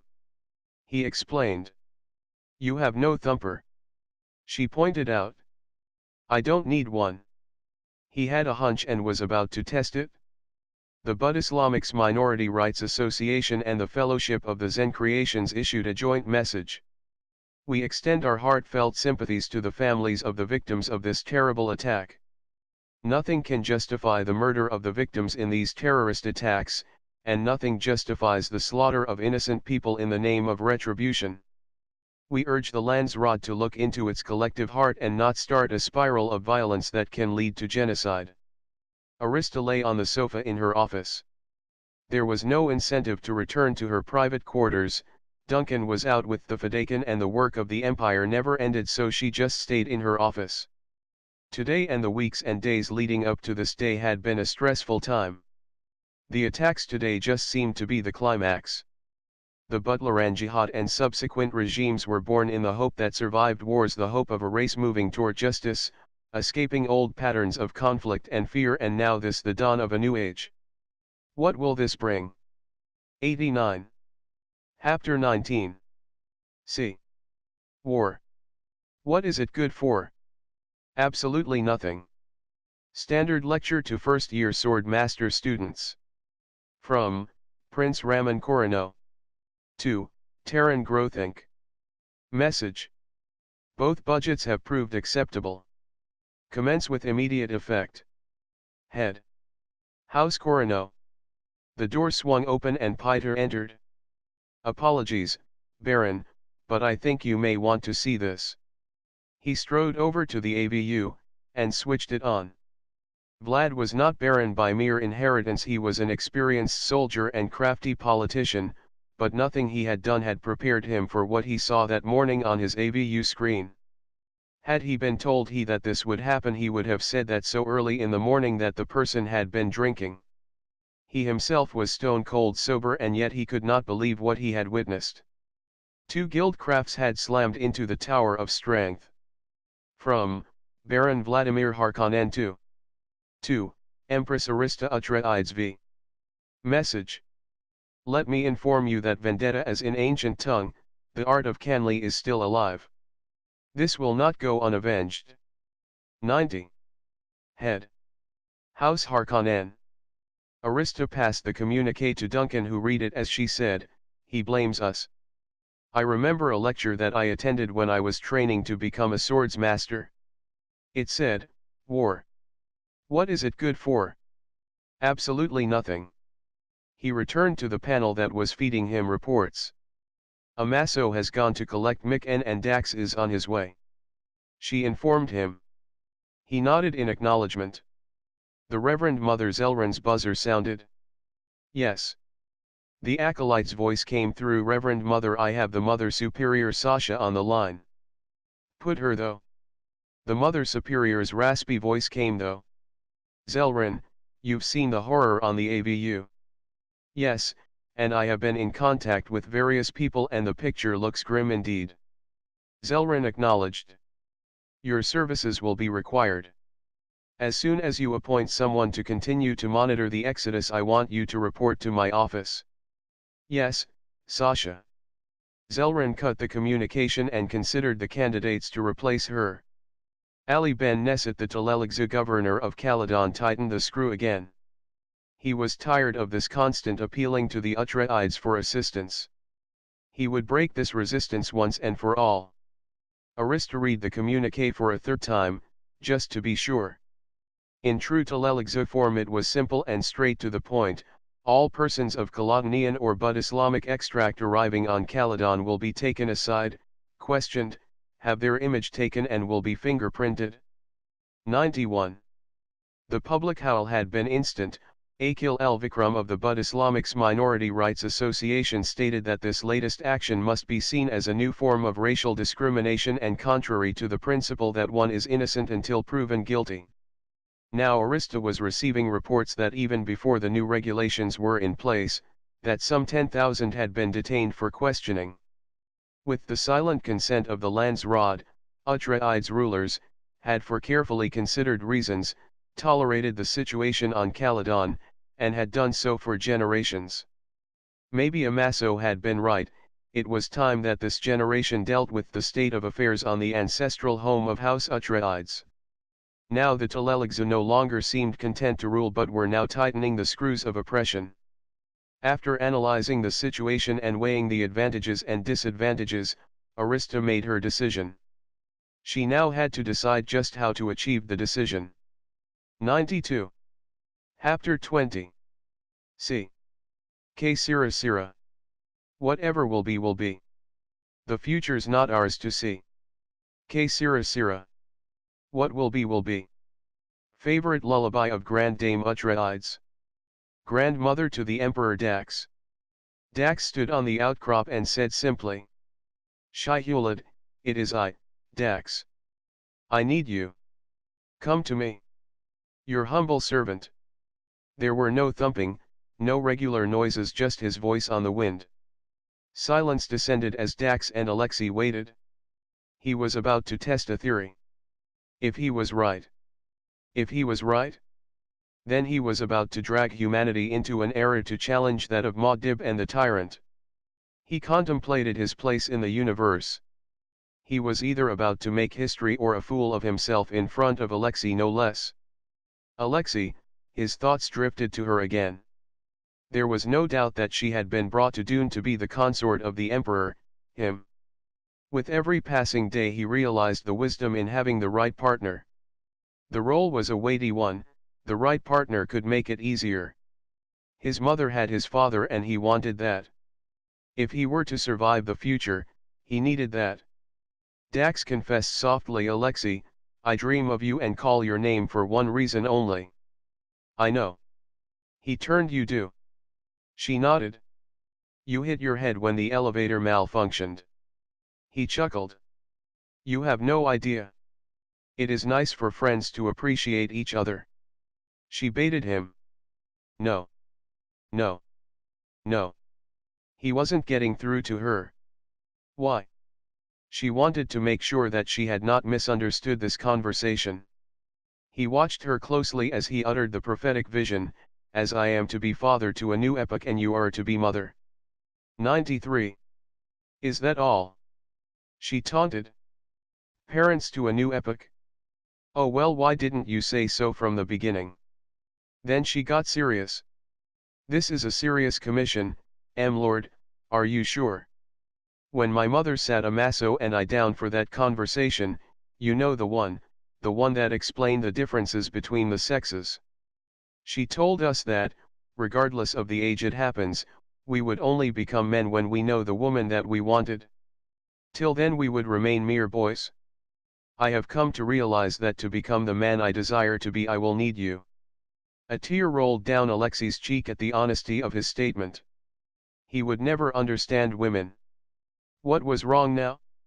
He wiped her cheek with a caress. I'm sorry, Alexei. The last few months have been a revelation to me. Being locked up in the elevator, I had time to review aspects of my life, and the results were life-changing to say the least. I have wondered about that day. She revealed. I would be honored. Lord. Dax. He corrected. My name is Dax. She tried out the name. Dax. Then she sought clarification, just to be sure. And what exactly will this new role entail? He nodded as he realized that he had to clarify his position a bit more. In one word, consort, I am offering nothing less than for you to become my partner. He was about to hold her and seal the shift in the relationship with a kiss when the ground rumbled. He fell to his knees, weak from the implications of what was about to unfold. A somber Baron Vladimir arrived at the site of the disaster as he made his first trip to view the crumpled remains of the Tower of Strength. He arrived in the morning, not wanting to be caught in the midday sun. The Baron donned a personal shield configured for construction sites and toured the disaster location. Actually seeing the devastation wrought on the statue was too much. He was inconsolable, not for the loss of the lives of the citizens of Jedi Prime, but for the loss of the tribute to his ancestor. He vowed to his ancestor, and not coincidentally the press corps following him. We will rebuild this tribute. Deep within his heart he completed the vow, and then the rest of the universe will hear from House Harkonnen. Deox! Alexei screamed. She'd never seen a wild worm before, and certainly never been this close to one. She struggled to regain control by repeating the litany against fear. 94. I must not fear. Fear is the mind killer. Fear is the little death that brings total obliteration. I will face my fear. I will allow my fear to pass over me and through me. And when it has gone, I will turn my inner eye to see its path. And where the fear has gone, there will be nothing. Only I will remain. Lost in the unfolding events, Dax didn't respond to her call. Remaining on his knees, he felt the fast approach of the Goliath.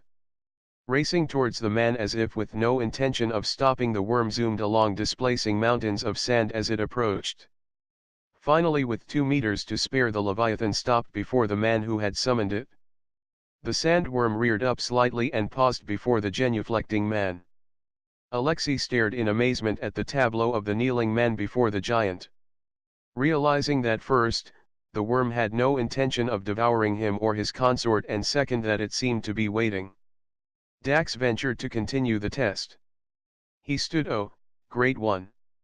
I am in need of assistance. I need to get to Iraqi City as we approach the brink of genocide. Will you consent to let me and my consort ride the sands with you as our guide? A double dose of presumption. He knew Alexei had not answered, and the worm may yet devour him. In response, the worm lay down. There was the proof.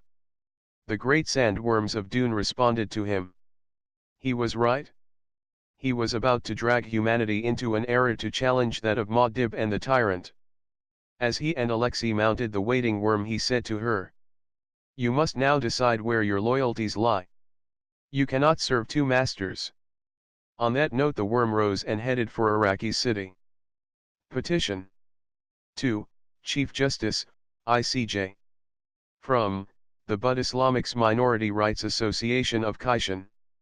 We hereby file a petition to challenge the constitutionality of the Tlalelagzu Marriage Separatist Act. 95. Akhill Vikram. Chief Litigator. 96. Chapter 21. CA beginning is the time for taking the most delicate care that the balances are correct. Manual of Muad'Dib by the Princess Irulan, wife of Emperor Paul Muad'Dib. Across the planet, special services were held by families to mourn the dead and pray for the missing.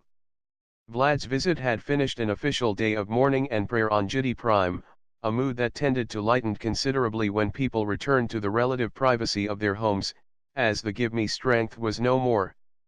Out on the site, however, the mood tended to be grim as the difficult weather of Jedi Prime combined with the occasional heavy rain slowed efforts to find survivors in the wreckage.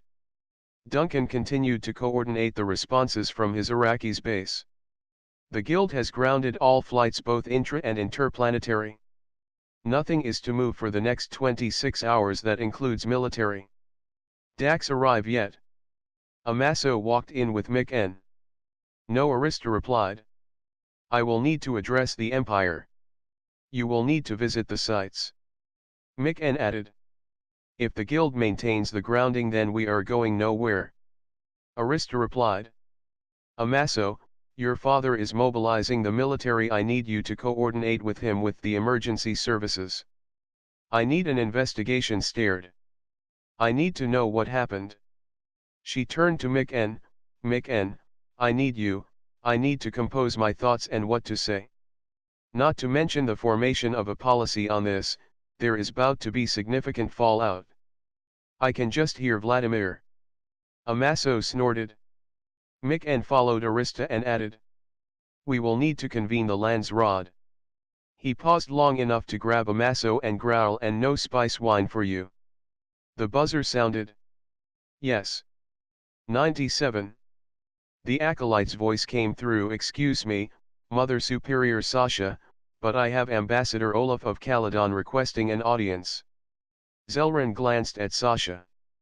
You were expecting him? No. But he is not unexpected. She then instructed the acolyte, send him in. The tall lean man walked into the room with great confidence. Mother Superior. He greeted her. Ambassador, she replied, this is Reverend Mother Zelrun. The man bowed to Zelrun. How may the sisterhood be of assistance to you? I shall be blunt. The Empress has again refused you permission to evacuate your sisterhood from Caledon. Caledon remains in the grip of the Teleligzu yet. Fremen have landed on Seleucus Secundus. Attacks are now launched against Kiation and Jidi Prime. I suggest, Superior, that the Bene Gesserit leaves en masse. While we use the opportunity with the combined force of Bud Islam and Bene Gesserit to send the Teleligzu back to whence they came. There was silence. Sasha's next words surprised the ambassador. How did you get here?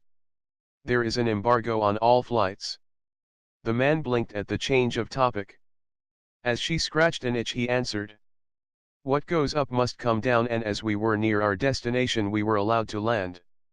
The flight will not continue, so many are stranded here. Zelrun answered Sasha's inquiry via the same hand signal language. Though we may want to examine this proposed alliance with the Bud Islamics, he is, however, correct. The opportunity presented by this present chaos cannot be allowed to pass. Sasha replied to the ambassador. This is an offer that must be discussed. As you are stranded here for an unknown period of time, we shall have a chance again to speak of this. Taking the cue, he stood to leave. Of course. I look forward to meeting with you again. 98. Chapter 22. C. 3 may keep a secret if 2 of them are dead. Fremen lesson. With the inspection tour cut short, and a sandworm at his command, a ride that would have taken Dax 3 days, now took 3 hours. Alexei took the time to reflect on Dax's words. You must now decide where your loyalties lie. You cannot serve 2 masters. She hid her smile. But I am Bene Gesserit. No sooner had the journey began than Dax had made himself comfortable on the surface of the worm, confident that he would come to no harm. He then opened his arms to her, inviting her to lean against him, and she did.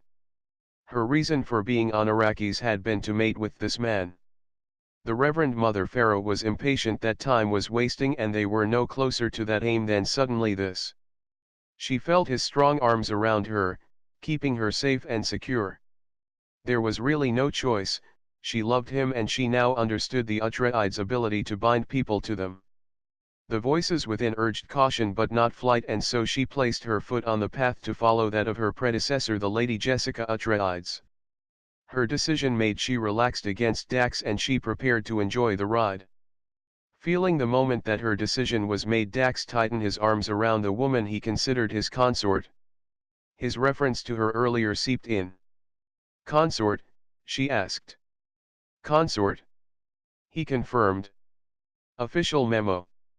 The cabinet has instructed all planets to observe 3 minutes of silence in honor of the victims of the terrorist attacks on Khitan and Jidi Prime. The honor is to take place the 15th day of the month of Ma'dib this the year 39,176 at the hour of Lud. 99. The Empress has also directed that all flags on public buildings be flown at half-mast that day. Though Makayans finally got his window of opportunity to present his theory when he was invited to be a keynote speaker at the Universal Summit on Sustainable Development and Climate Change, from Caixin to Solusa Secundus. A Lost Decade, to be hosted by the Climate Change Secretariat and sponsored by the Humanitarian Assistance Program of the military. The conference was being held at the Climate Change Secretariat headquarters on Solusa Secundus, and by all accounts it was a resounding success, and it was not even completed yet. Then the attacks had occurred. Now, understandably, everything was in the air and running late. It was agreed by the delegates that the conference would continue. What else could be done? But all were warned that there would be mass disruptions to flight schedules, as the Spacing Guild had locked down all travel for the first time ever. Kynes had presented the paper, dealt with questions, and all in all had defended his theory flawlessly and successfully. A draft resolution was passed by a majority of only 60% based on his findings, but he had his proviso, and that was what mattered. Measures needed to be taken to mitigate the problem, and this was a first step. The draft resolution also made a call for Jidi Prime to reconsider their position of non-compliance. The resolution would eventually be delivered to Empress Arista, when the document was finalized. As a true Kynes, fanatical in his crusade, though Ma had all intention in speaking with the Empress, finished document or not. For now, though he was stuck on Solusa Secundus, he walked into the command and control room. "Major," he addressed the soldier. "Sir. Where is Colonel Clark?" "Not here, sir, I'm in charge. May I assist?" "I seriously doubt that you are in charge, Major." "Where is Colonel Clark?" The Major regarded her. "Mr. Kynes," he said placatingly. He pulled out his ID. "Dr. Kynes, Imperial Planetologist." The Major read the card and handed it back.